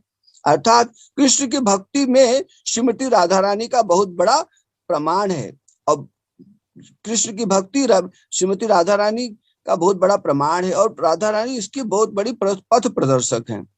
तो भक्ति भौतिक जगत का अंश नहीं है, ये श्रीमती राधा रानी का अधिकार क्षेत्र का विषय है। इसलिए भगवान कृष्ण के अनुसार महात्मा गण या दिव्यात्माएं हमेशा अपने आप को दैवी प्रकृति के संरक्षण में रखती हैं। ये दैवी प्रकृति अंतरंगा शक्ति स्वयं श्रीमती राधा रानी है। चूंकि भक्ति अंतरंगा शक्ति श्रीमती राधा रानी का अधिकार क्षेत्र का विषय होने से यह भगवान कृष्ण को भी आकर्षित करती है। इसलिए भक्तगण महात्मा गण अपने भक्ति का पोषण श्रीमती राधा रानी के संरक्षण में रहकर पूरा करते हैं। श्लोक संख्या 14। सततम कीर्तयन्तो माम यतन्तश्च दृढ़व्रता नमस्यन्तश्च माम भक्त्या नित्य युक्ता उपासते।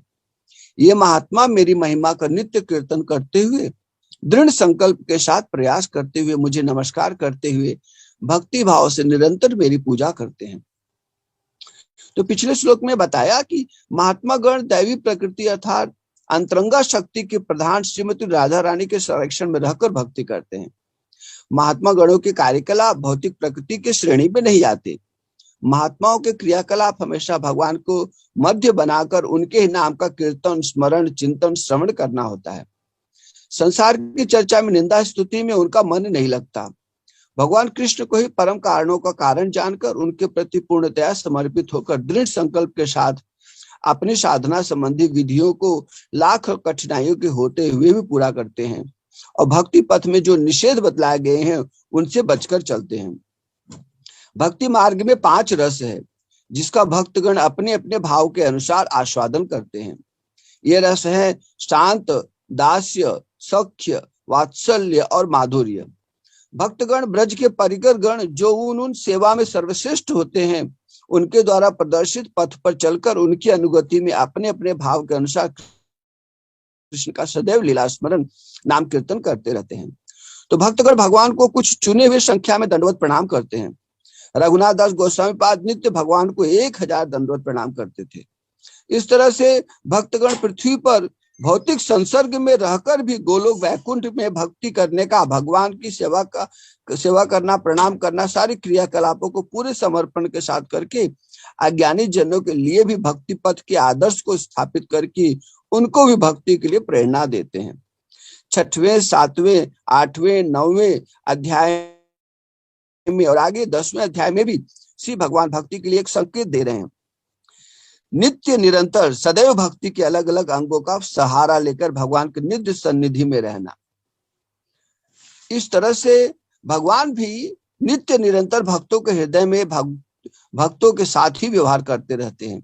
जैसा कि दूसरे श्लोक में कहा गया है, भक्त असीम आनंद की अनुभूति करते हैं।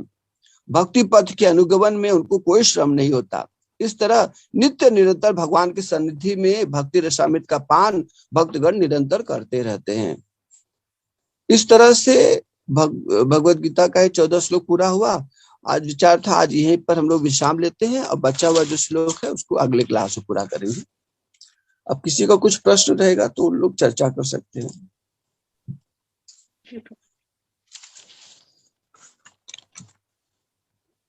हरे कृष्णा। आप लोगों का किसी का कोई प्रश्न है तो वो कर सकते हैं।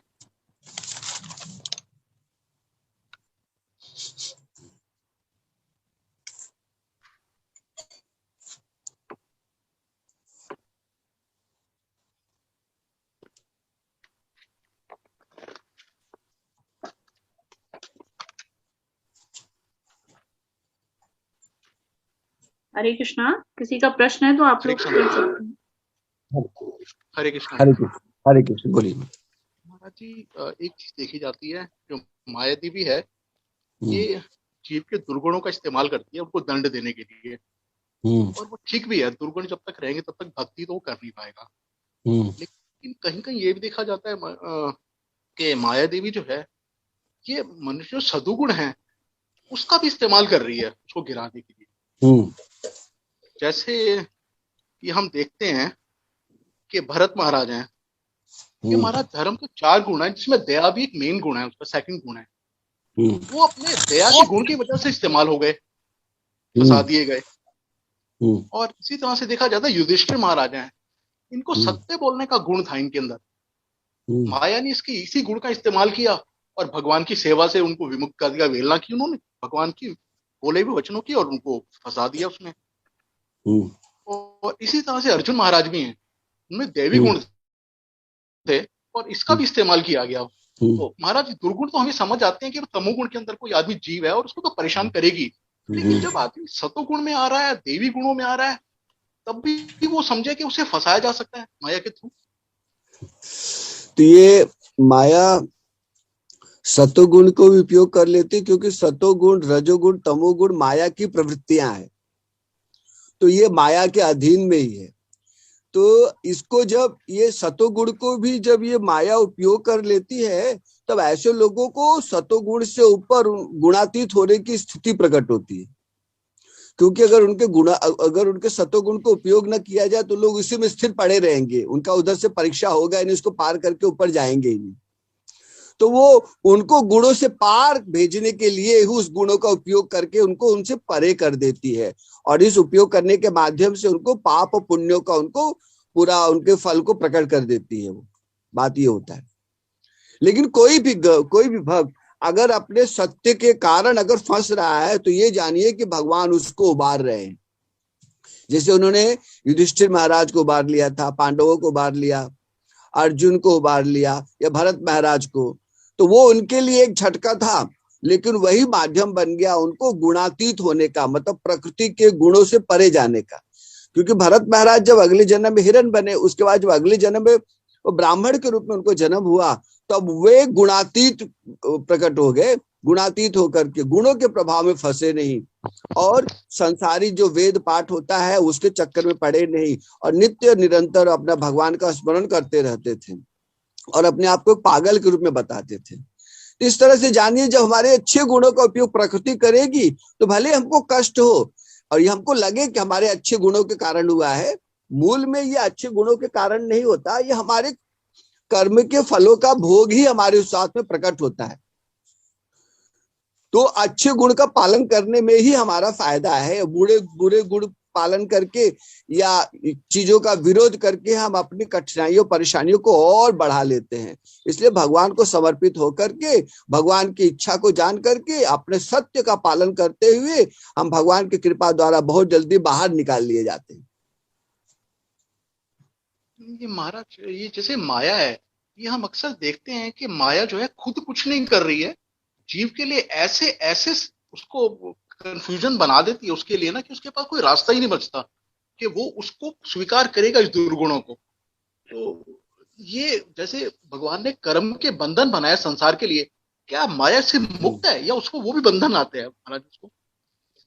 ये एक्चुअली जो माया का बंधन भी जो लग रहा है ना, यह भी एक्चुअली माया भी, भगवान भी जीवों के पूरे सारे कर्म और उनके अभिलाषाएं सब जानते हैं, है ना। और उसी तरह से प्रकृति भी जीवों के पूरे कर्म उनके अभिलाषाओं को जानती है। अब एक व्यक्ति ना जो मिठाई का बहुत लोलुप है, वो जब बाजार में जाता है तो मिठाई की दुकान पे उसकी दृष्टि क्यों जाती है।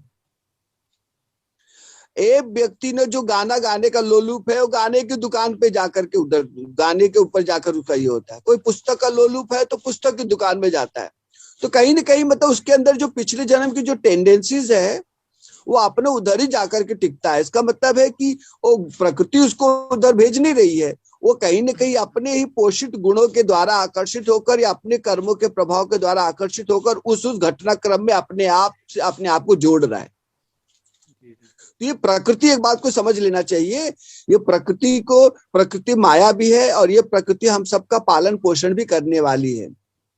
क्योंकि जब बच्चा जब पैदा होता है तो ये इतना सुंदर लगता है, ब्रह्म का स्वरूप होता है, और किस कारण ना मायावश माता इसका पालन करती है, मायावश पिता पालन करते हैं, बाकी सब लोग इसको ना ध्यान देते हैं, ध्यान रखते हैं। तो ये माया ही पालन करवाती है और माया ही ना संहार भी करवा देती है और माया ही उनको ना जन्म भी दिलाती है। तो यह तीनों रूप से माया को एक ना गलत न जान करके इसको भी एक माता का रूप भी प्रभुपाद जी अपने तात्पर्य जहाँ पे कहते हैं माता दैवी माता माया ना, ये भी माया ही है, माता ही है, ये इसको माता के रूप में जानना चाहिए।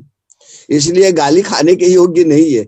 बस भगवान का आदेश का पालन करके जीवों के लिए एक उन्मुक्त मौसम दे रही है जहाँ पे वो स्वतंत्र विचरण कर सके, लेकिन वो उनको समझाने के लिए यह सब नश्वर है, वो उनके प्रभाव को प्रकट करती रहती है, ये जताने के लिए। तो जैसे पिछली बार बताया था कि बच्चा बेटी बोलती है कि मैं भी रोटी बनाऊंगी, तो उसके लिए माता किचन सेट लाकर दे देती है। तो उसी तरह से ये किचन सेट, प्रकृति किचन सेट दे देती है, लो, और एक लोई पकड़ा करके उसके साथ में खेल करते हैं। और खेल में तो पेट कभी भरता नहीं, बाद में असली माता के पास जाना पड़ता है पेट भरने के लिए।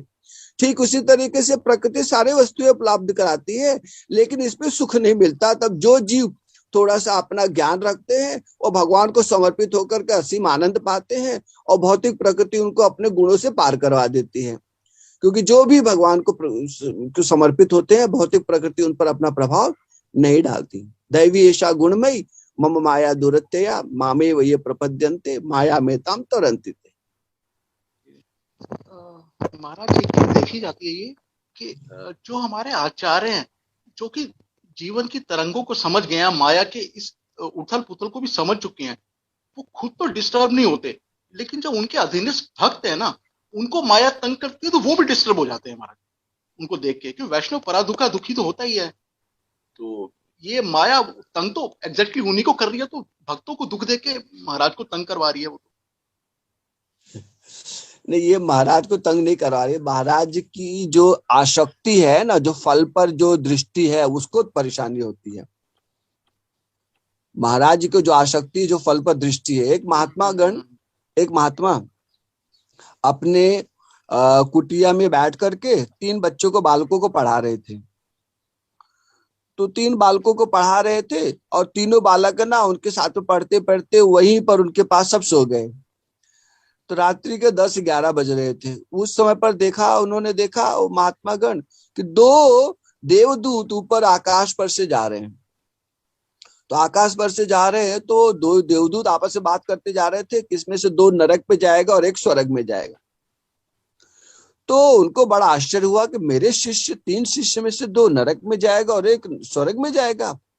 तो अगले दिन उन्होंने पता करने की कोशिश की कौन नरक वाला अधिकारी है, कौन स्वर्ग वाला अधिकारी है। तो उन्होंने ना एक मायामय 3 ना पक्षी को बना करके उनको दिया कि आप इनको लेके जाओ और जहां पे कोई भी ना देखे वहां पर इनका गला मोड़ दो। तो 2 शिष्य तो तुरंत ना 10-15 मिनट में गला मोड़ करके चले आए। बोला गुरुजी आपने जो आदेश दिया था हमने पूरा कर लिया। लेकिन एक शिष्य थे जो दिन भर भटकते रहे, संध्या तक भटकते रहे और संध्या को लौट करके उनके पास आए और पक्षी को लेकर के आए। और तो गुरुजी ने उनको डांटा कि तुमने मेरी आज्ञा का पालन नहीं किया।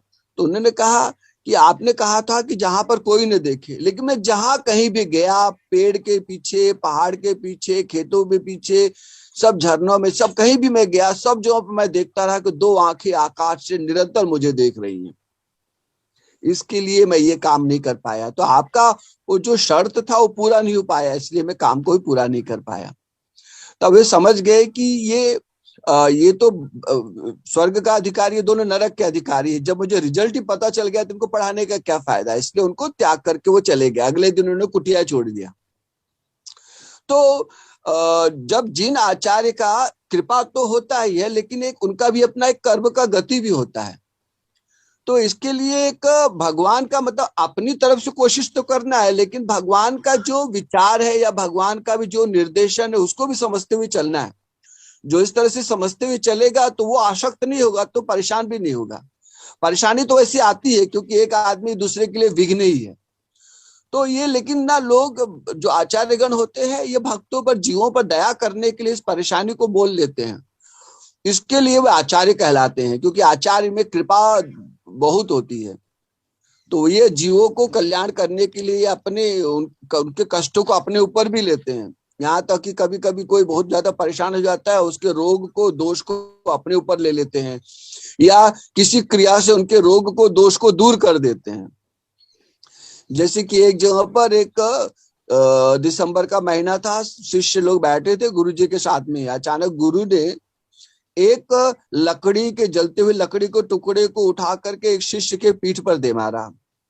तो शिष्य तो छटपटाता उठ खड़ा हुआ, गुरुजी आपने तो मेरे पीठ पर अंगार वाली लकड़ी से मार दिया। उन्होंने कहा था कि आज तुम्हारे ना भाग्य में जल करके मरने का योग था, इसके लिए मैंने तुमको हल्का सा चोट देकर तुमको निवृत्त कर दिया, अब तुम्हारी उम्र बढ़ गई है। तो ये गुरुओं का ये असीम कृपा ही होता है, उनका एक वात्सल्य होता है जीवों के प्रति। तो इस वात्सल्य के चलते वो स्वीकार करते हैं।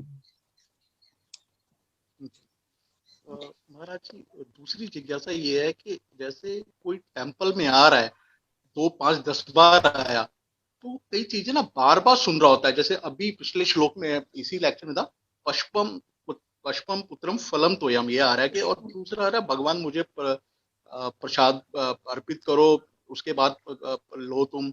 ये सब चीजें जो है, इससे वो ये समझता है कि भगवान ले ही ले रहे हैं चीजें मुझसे, मतलब। और ऐसे एक प्रसंग ये आता है, जैसे सुदामा और भगवान की दोस्ती है, वो सब जानते हैं, मित्रता बहुत गहरी है। जो वाइफ है वो फोर्स कर रही है कि आप जाओ वहां पे मिलने के लिए उनसे, और 2 मुट्ठी चावल भी लेके आ गई भगवान को उपहार में देने के लिए। सुदामा जी चले गए हैं और जैसे उनको आशा थी ना, उससे ज्यादा उनको आवभगत हो रही है उनकी। लेकिन भगवान ये सोच रहे हैं जब चावल लिए हैं कि इसके घर पे तो ये था नहीं, ये कहीं से मांग के लेकर आया, तो अगर मुझे इसका कर्जा उतारना है तो या मेरे घर में जो है पहले तो मैं वो दूं इसको, फिर कहीं से मांग के लेकर आऊं, तभी तो लेन देन बराबर हो पाएगा। लेकिन भगवान की दुविधा यह है कि सब कुछ तो भगवान से आया, सब कुछ भगवान का है, तो वो मांगने कहाँ जाएंगे। और भक्त की दुविधा यह है कि अगर भगवान एक अंश भी उसको दे दें तो उसमें तो सामर्थ्य ही नहीं कि वो टिका पाए उन सब चीजों को। तो महाराज ये तो फिर भक्त का भगवान पे भार हुआ या भगवान का भक्त पे भार हुआ, क्या माया कैसी होगी। नहीं, ये भार एक्चुअली भार जैसा कोई बात ही नहीं, ना भक्त का भगवान पर भार है ना भगवान का भक्त पर भार है। ये उनके प्रेम का आदान प्रदान है, ये उनके प्रेम का आदान प्रदान, इसमें भार जैसा कोई चीज लगता ही नहीं है। लेकिन भगवान अपने आप को भक्तों का ऋणी मानते हैं कि भक्तों ने ही मेरा जगह जगह पर गुणगान करके मेरी महिमा को बढ़ाया हुआ है, इसलिए भक्त भगवान भक्तों का ऋणी मानते हैं अपने आप को। इसके लिए हमेशा उनकी सुरक्षा करने के लिए हमेशा तैयार रहते हैं। कहते हैं ऐसे भक्त जो मेरे लिए अपना घर बार परिवार सब कुछ छोड़ दिए, मैं ऐसे भक्तों को कभी त्याग नहीं सकता। भले मैं अपनी लक्ष्मी का त्याग कर दूं, अपने भाई बलराम जी का त्याग कर दूं, लेकिन मैं ऐसे भक्तों का कभी त्याग नहीं कर सकता। ये भार का बात नहीं, ये प्रेम का आदान प्रदान है। क्योंकि भार ढोने में तो श्रम लगता है, लेकिन इसमें आनंद का विधान है। न भक्त श्रम का अनुभूति करता है, न भगवान श्रम का अनुभूति करते हैं, और दोनों जन सेवा देने के लिए तैयार रहते हैं। और सुदामा के प्रसंग में, अब सुदामा का विचार कुछ नहीं था कि भगवान से कुछ मांगे या कुछ पाए, लेकिन उनकी पत्नी सुशीला का विचार था। तो भगवान ने उनको कुछ भी नहीं दिया, उनको एक उत्तरी वस्त्र भी नहीं दिया, लेकिन उनकी पत्नी को पूरा राजवैभव दे दिया। पूरा द्वारिका, एक ना द्वारिका नगरी उनके लिए जैसे एक सुदामा नगरी बना करके दे दिया, तो उनकी पत्नी को दे दिया। तो सुदामा जी उन नगरी में नहीं रहते, तो अपना बाहर कुटी बनाकर मंदिर बनाकर उधर रहते थे, उनके लिए प्रसाद बन करके आ जाता था, लेकिन वो उसमें महल में नहीं रहते थे, क्योंकि वो भगवान के निष्काम भक्त थे। लेकिन उनकी पत्नी और बच्चों को चाहिए था, तो भगवान ने उनको भरपूर दिया। ये भार का बात ही नहीं, ये प्रेम का आदान प्रदान है। एक जिज्ञासा हो रही है महाराज, तो जैसे भगवान ने ये कहा है कि जो मेरे भक्त हैं उनकी अगर साधना में कोई कमी रह जाती है तो अगला जो जन्म मैं उनको दे रहा हूँ, या तो किसी धनाढ़ आदमी के परिवार में दे रहा हूँ उसको मैं, या मैं किसी भक्त के घर में दे रहा हूँ। मैं अपने आप को देखूं महाराज, तो मेरे माता पिता तो कृष्ण भक्त थे नहीं, और दूसरा जब मैं आया भक्ति में यहाँ पे आया तो मैं काफी लेट आया महाराज उसके अंदर। तो मैं उससे निष्कर्ष ये मैं लगा सकता हूँ कि मेरे प्रारंभ में तो कोई भक्ति थी नहीं, क्योंकि दोनों चीजें काट रही है मुझे। ये ना तो मैं किसी भक्ति घर में आ रहा हूँ और ना मैं शुरू से भक्ति कर रहा हूँ चीज के लिए। तो एक चीज मेरे को ये थोड़ा समझ आती है, जैसे भगवान ने जगाई मधाई के साथ किया कि उनको ये बोला कि ठीक है मैं तुमको मुक्त कर रहा हूँ, लेकिन तुम प्रण करो कि आज के बाद तुम पाप नहीं करोगे। तो ऐसे ही मैं भी प्रण कर रहा हूँ, बट ठीक है मेरी भक्ति भी नहीं थी और मैं आया भी लेट, लेकिन अभी स्टॉप है। मतलब आज के बाद मैं किसी लाइन पे नहीं हूँ, आज के बाद मैं भक्ति की लाइन पे जा रहा हूँ। तो क्या उसका एडवांटेज मुझे उस लोगों से मिलेगा जो भक्ति में पहले भी थे, पूरे जन्म में भी, और वो आगे भी शुरू में भक्ति कर रहे हैं? तो क्या मैं इस लाइफ में वो कवर कर पाऊंगा वो सब चीजें? महाराज आप अपने अगल बगल देख लीजिए, आपको पता चलेगा कि जो लोग ना संपत्ति लेकर के आए थे वो लोग पीछे रह गए हैं, आप आगे बढ़ गए हैं। तो ये आप अगल बगल में देख सकते हैं, ऐसे ढेर सारे उदाहरण। तो ऐसा नहीं है कि कोई व्यक्ति ना, किसी भी धरातल पर कोई व्यक्ति पैदा हो, बात ये होता है कि वह अपने आप को कितनी श्रद्धा भक्ति के साथ में कितना समय दे पाता है, कितनी समझ बूझ के साथ में वो काम करता है। कोई बहुत बड़े वैष्णव के घर में भी पैदा हुआ, बचपन में उसने भक्ति भी कर ली, लेकिन जाकर के कुसंग का संग हो गया, वो पथ से विचलित हो गया और नास्तिक बन गया। तो ढेर सारी प्रक्रिया होती रहती हैं। तो वैष्णव के घर में भी जन्म लेकर के भी, बचपन में भक्ति करके भी जवानी में जाकर के भटक जाते हैं, और बाद में जाकर के कई सालों के बाद फिर अनुभूति होती है, फिर से लगते हैं, और फिर अपना पश्चाताप करके बहुत शीघ्रता से प्रगति कर जाते हैं। तो ये इसमें ये बात नहीं है, मुख्य बात है लगना। जो लग गया है और अपने दृढ़ प्रतिज्ञ हो गया है, उसका कल्याण एकदम निश्चित है। तो ये लगने की बात होती है। ये कौन से परिवेश को लेकर के, क्या प्रॉपर्टी लेकर के, क्या संपत्ति लेकर के, किसके घर में पैदा हुआ, ये से थोड़े संस्कार अपने संस्कारों के कारण मिलता है। लेकिन तभी भी उसके लिए ये भी जागरूक रहता है कि अगर वह कुसंग का संग करता है तो भक्ति के पद से वह अलग भी जा सकता है। तो मुख्य बात यह है। तो इसके लिए ऐसा व्यक्ति जो वैष्णव के घर में जन्म ले, बहुत ज्यादा प्रगति कर जाए, आप पीछे रह जाए, ऐसी बात संभव नहीं है। मुख्य बात ये होती है तो दृढ़ प्रतिज्ञा, कितनी दृढ़ प्रतिज्ञा, आस्था श्रद्धा के साथ में तीव्रेण भक्ति योगेन यजेत पुरुषम परम, कितनी तीव्र भक्ति आप कर रहे हो उतनी तीव्रता से आप आगे बढ़ जाओगे। वैष्णव घर के जो बालक है वो पीछे रह सकते हैं। आज कल ना मुझे हाउस प्रोग्राम था, तो मुझे जाने का मौका मिला हाउस प्रोग्राम में। मैंने वहां वो देखा कि जो उनके घर के जो बड़े थे बच्चे थे वो अटैच नहीं थे उतना ज्यादा। माता पिता बहुत अटैच है, भक्तों की सेवा कर रहे हैं, हाउस प्रोग्राम कर रहे हैं, भक्त बच्चे मुझे उतने लगे नहीं।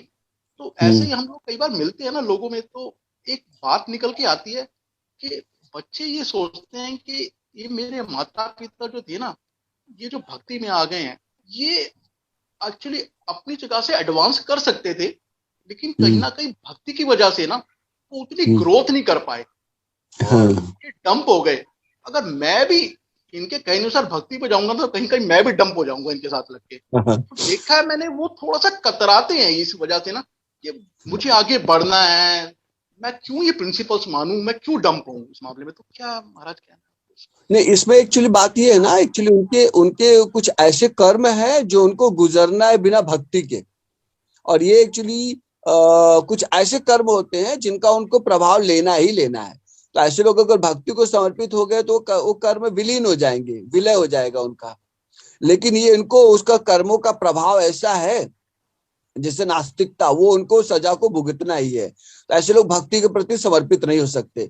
लेकिन तभी भी इन लोगों को बहुत बड़ा कृपा पात्र जानना चाहिए, क्योंकि ये अभी मनमाना आचरण कर रहे हैं, क्योंकि उनको अपने को उस दशा में, उस विपत्ति की दिशा में बढ़ रहे हैं आगे। लेकिन ये बात को जानना चाहिए क्योंकि घर में परिवेश है भक्ति का, माता पिता भक्त है, इसलिए जब भी ये किसी कठिनाई परेशानी में आएंगे तुरंत आकर के भगवान का और अपने माता पिता का शरण लेकर के भक्ति करके पार हो जाएंगे। तो ये मतलब बहुत बड़ी विपत्ति में नहीं आ सकते, छोटी छोटी विपत्ति में आएंगे और तब जाकर भगवान इनको भी आकर्षित करके भक्ति में ले लेंगे। लेकिन अभी ये जो स्वतंत्र इनका जो निर्णय या विचार चल रहा है, ये इनके कुछ पूर्व जन्म के पाप कृत्यों के फल का परिणाम है। इसलिए इनको इनके हाल पर छोड़ करके, क्योंकि भक्ति रोज दर्शन कर रहे हैं अपने माता पिता का, वैष्णवों का दर्शन कर रहे हैं, प्रसाद भी भोग लगा हुआ प्रसाद पा रहे हैं, तो ये तभी भी बहुत ज्यादा बुरे प्रभाव में ये नहीं जा सकते। लेकिन इनको उनके कर्मों का प्रभाव है कि ये इनको थोड़ा दूरी बना करके चल रहे हैं। जैसे महाराज, जैसे भगवान भी कह रहे हैं कि मैं शुद्ध भक्तों को धनाढ़े परिवार में दूंगा या मैं शुद्ध भक्तों के घर में दूंगा। तो मैक्सिमम धनी परिवार में प्राय ये देखा जाता है कि भक्ति तो उतनी करनी भी होती है, कर भी रहे हैं तो 5 मिनट की धूप अगरबत्ती जो ओम जय चलती है वो उतना ही चल रहा होता है। धनाढ़े परिवार में उससे ज्यादा नहीं चल रहा होता। और भक्तों के परिवार में भी जो बच्चे आते हैं, तो जैसे महाराज ने बोला है कि कले निधे राजन के, ये जो कलयुग है ये दोषों से भरा हुआ है। तो माँ बाप के भी अपना कुछ प्रेम होता ही है बच्चों के प्रति, तो उनको भी क्या है, वो छोटे बच्चों को भी ना सुख देने की कोशिश कर रहे हैं। बच्चों के साथ लगाव है, प्यार होता ही है माँ बाप का कि इसको मैं और साधन दूं, सुख दूं, जबकि वो जीव तो आया होता है अपनी साधना पूरी करने के लिए कि जल्दी से मैं अपनी साधना करूं, अपना यात्रा पूरी करूं, और वो उसको किसी सुख और दूसरी दिशाओं में लेके जा रहे हैं। तो क्या प्रभु जी वो भी थोड़े पाप की भागी बनते हैं कि उस जीव को थोड़ा और दूर कर रहे हैं, जो उसने शुरू में प्राप्त करना है वो उसको बाद तक लेके जा रहे हैं उसको, उस चीज को। नहीं, एक्चुअली इसमें ये बात जान लीजिए कि हम लोग जो भक्ति का आचरण भी करते हैं ना, लेकिन हम कभी अपने परिवार के प्रॉपर्टी का ना हम लोग आसक्ति छोड़ नहीं पाते। और हमारा एक मोह ना, मतलब एक ऊपर से एक मतलब मोह का कुछ एक स्तर बना ही रहता है। तो हम भी उस तरह से ना मतलब कि क्या बोलते हैं, विरक्ति में भाव में नहीं आ सकते कि जिसकी जो गति हो ऐसा कुछ, क्योंकि साथ में रह रहे संभव नहीं है। लेकिन ये एक मिली जुली एक कर्म का प्रभाव और ये सब को जान करके ना आदमी को व्यवहार करना चाहिए। सबसे मूल बात ये है कि अपना बेटा बेटी जैसे कोई चीज नहीं है, पत्नी जैसे कोई चीज है ही नहीं। ये बस तो क्या मतलब कि जीव ना जिस किसी एक व्यक्ति को माध्यम बना के प्रकट होगा, तो जीव व्यक्ति को माध्यम बना के प्रकट हो गया तो मेरा बेटा बेटी नहीं हो गया। असली बात तो ये है, क्योंकि अपना उसको किसी फैक्ट्री से तो उसको निकलना ही है।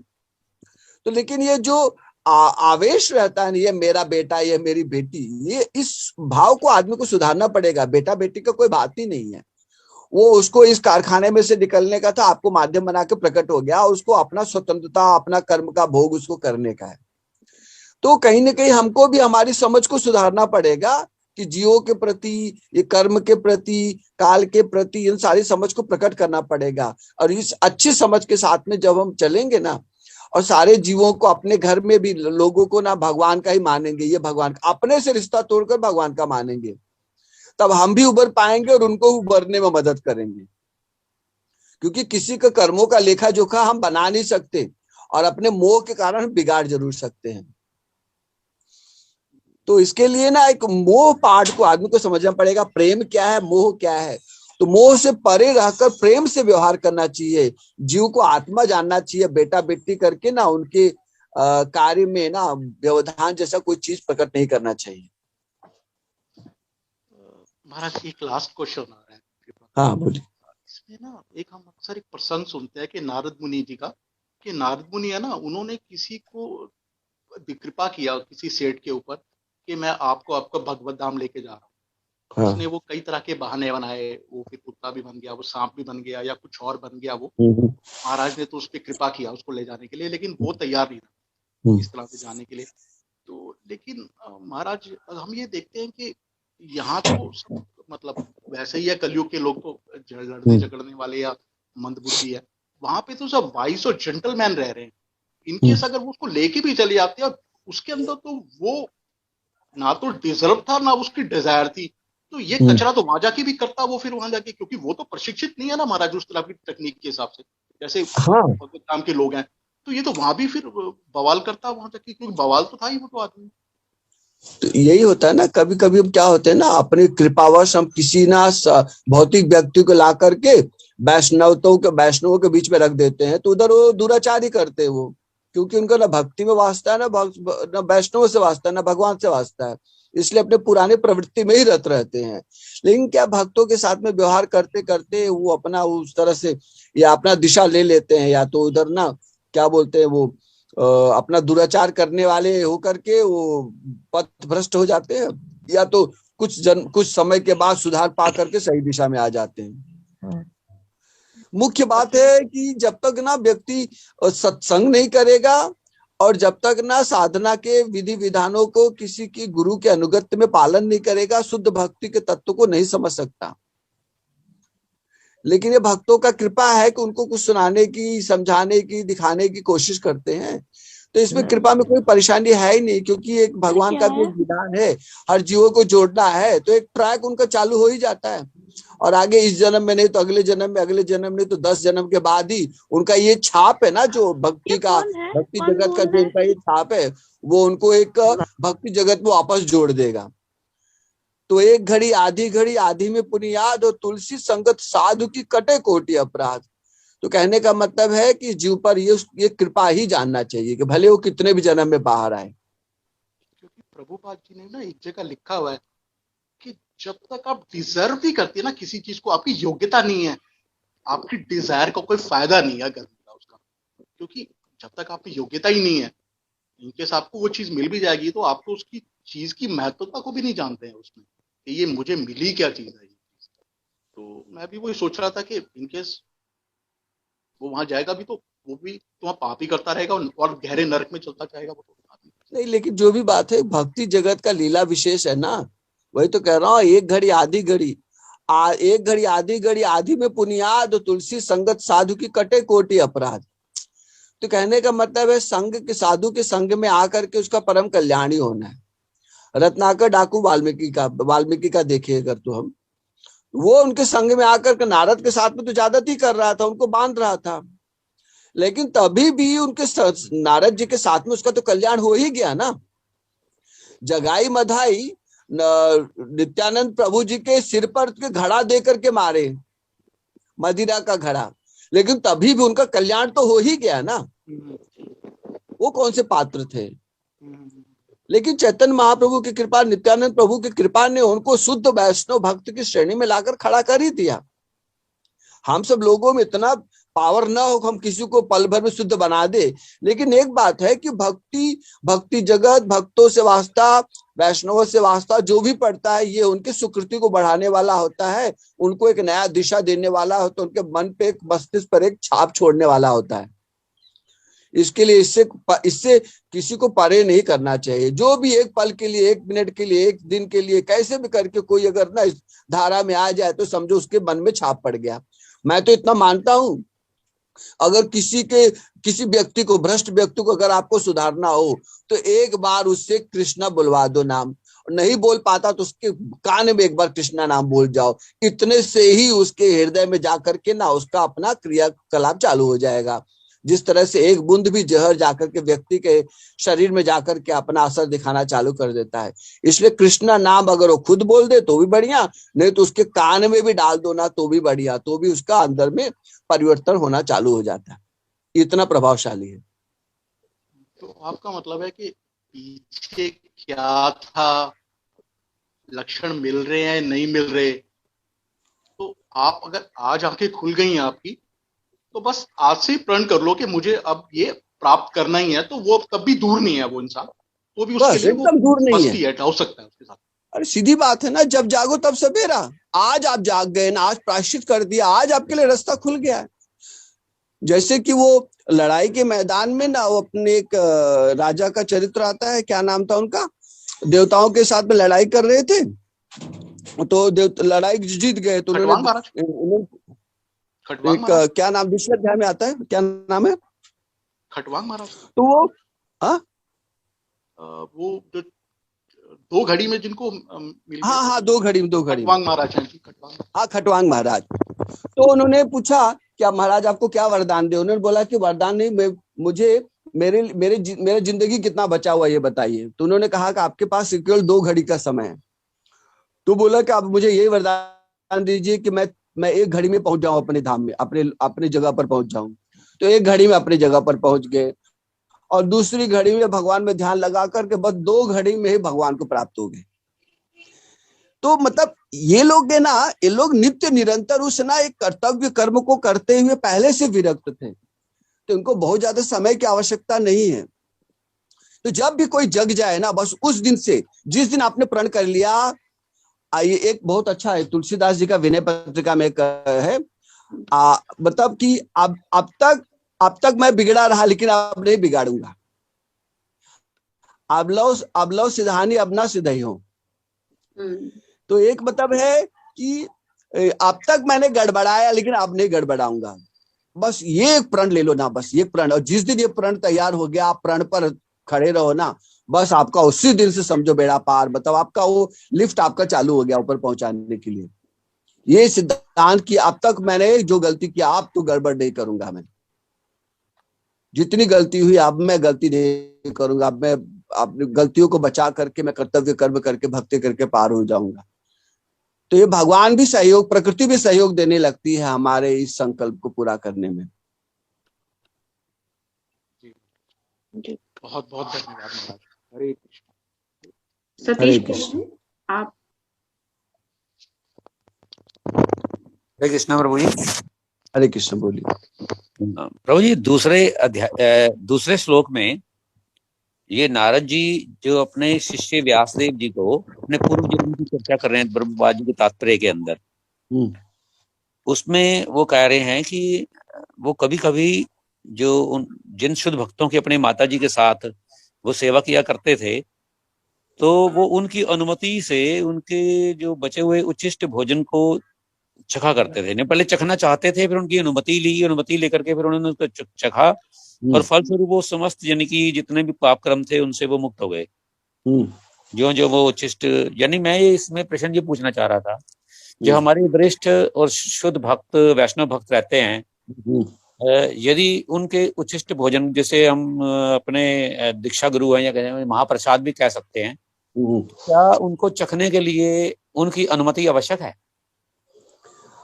उनके सामने चखने के लिए अनुमति आवश्यक है, हाँ जी। लेकिन ना ये चैतन्य चरितामृत में वर्णन है कि झड़ू ठाकुर वो क्या किए, एक भक्त के पास है ना वो आम लेकर के गए और भक्तों के पास आम देकर उनको प्रणाम प्रणाम नमस्कार करके आ गए और एक जगह पे छुप करके पड़े रहे और बाद में भक्तों ने भगवान को भोग लगाया और आम पा करके खिड़की में से फेंक दिया, बाद में जाकर के उसको उठा करके पाया।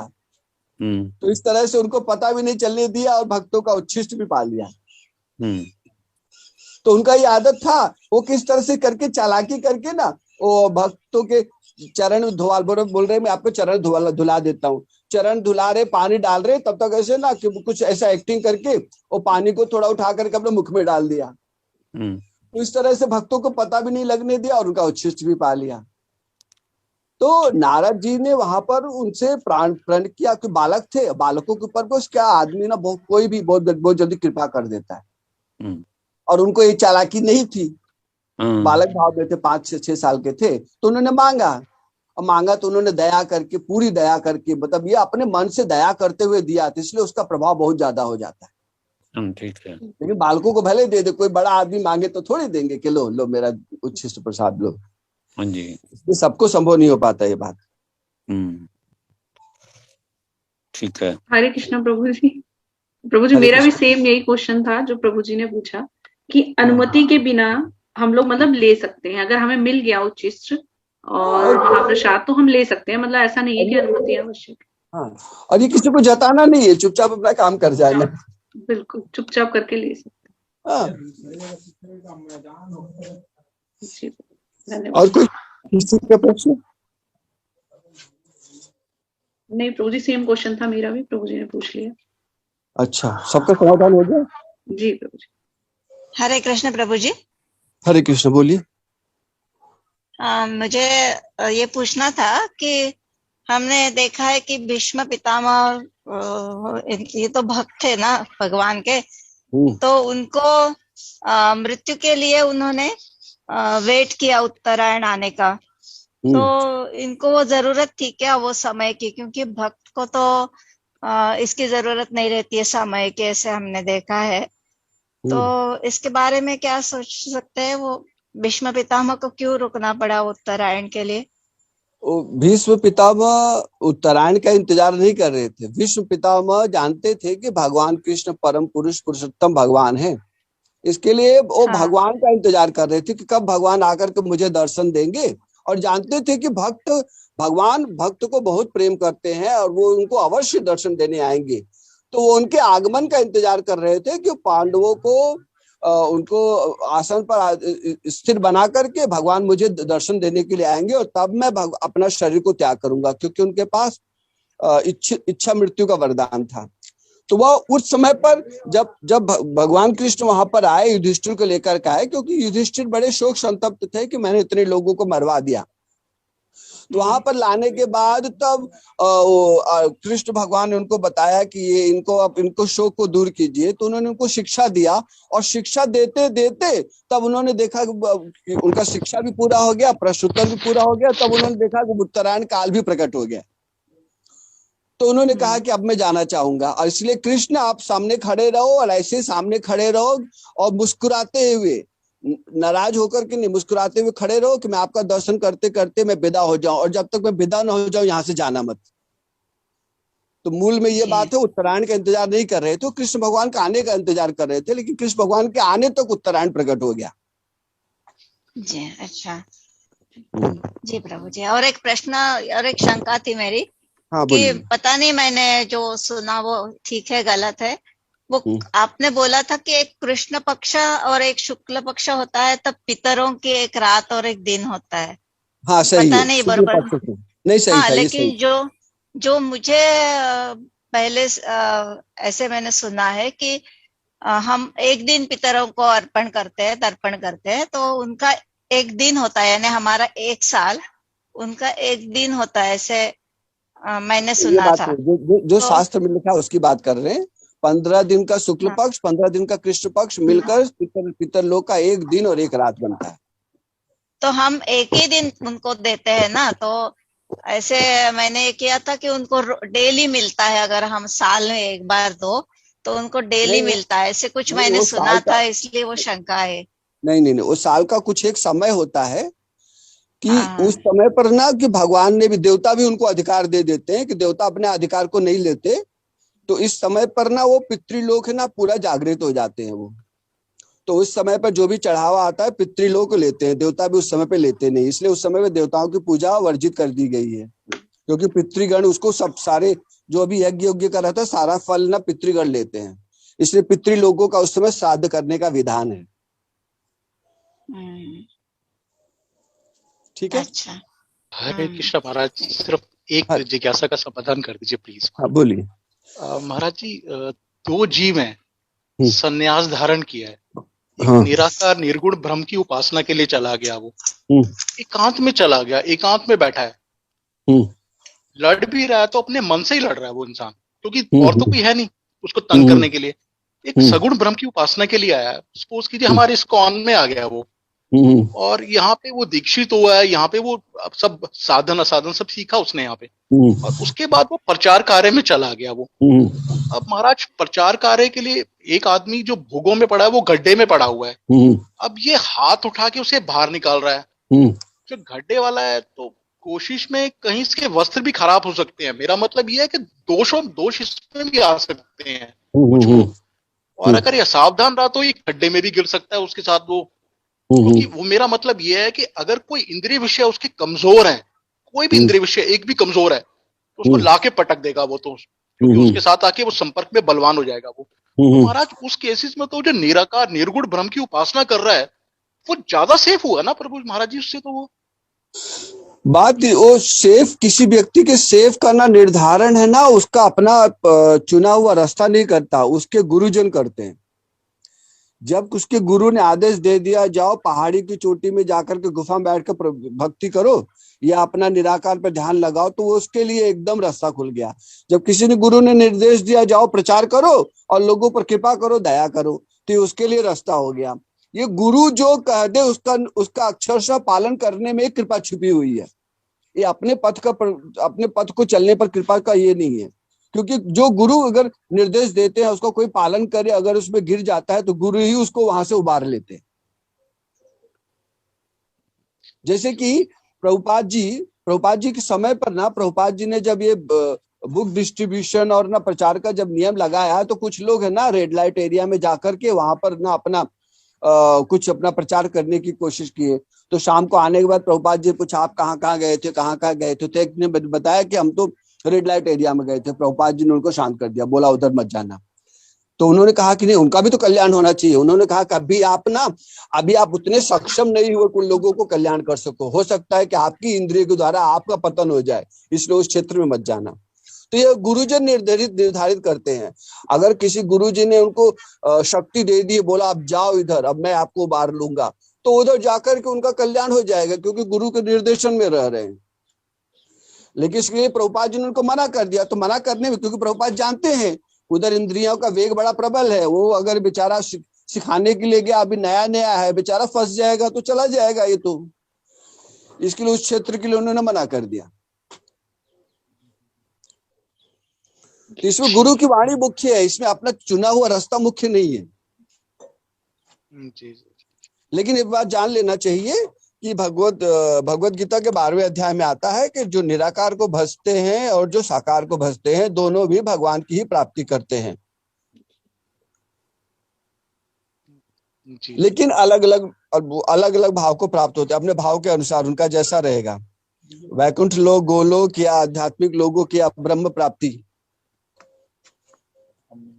मेरा मत ये आ रहा था, यहाँ तो ये माया देवी को ना डायरेक्टली ललकार रहा है वो तो, और वहां वो किसी कोने में बैठा, अगर वो कुछ तंग भी हो रहा है तो अपने मन से ही तंग हो रहा है, उसके मन में ही सवाल आ रहे हैं, मन में ही जवाब आ रहे हैं, या मन में ही विकार आ रहे हैं उसके। ये अपना जान लो, वो जो मन का जो खेल है ना, आपको बहुत साधारण लग रहा है, वो मन का खेल उनको कितना उठक बैठक करा करके लाकर को वापस जमीन पे लाकर पटक देगा। वो कोई अब युद्ध करेगा, कितना दिन युद्ध कर सकता है? जो जागते हुए युद्ध कर रहा है तो सोते हुए भी युद्ध करेगा, अगले दिन भी युद्ध करेगा, 1 साल युद्ध करेगा, 2 साल युद्ध करेगा, भाग खड़ा होगा। युद्ध के मैदान में कोई कब तक टिकता है बताओ? उसको शांति तो चाहिए ना। तो ऐसा कोई टिकने वाला है नहीं घूम फिर के। इसलिए कहते हैं कि जो मायावादी होते हैं, निराकार निराकार को उपासना, और बाद में उनका पतन हो जाता है और जाकर के हॉस्पिटल और ये क्या ना समाज सेवा के कार्यक्रम में लग जाते हैं अपने आप को। प्रभुपाद जी का वह कथन है ये तात्पर्य में। तो उनका ऐसा गति होता है, समझ सोचो कि उधर ही अपना सिद्धि प्राप्त कर लेंगे, अपने मन से लड़ते लड़ते सिद्धि प्राप्त कर लेंगे, संभव नहीं है, क्योंकि उनको बेस ही नहीं है ना कि जिस पर वो अपने आश्रित हो सके। वो जी, मैं समझ गया। आपने कहा कि गुरु के आदेश की पालना कर रहा है,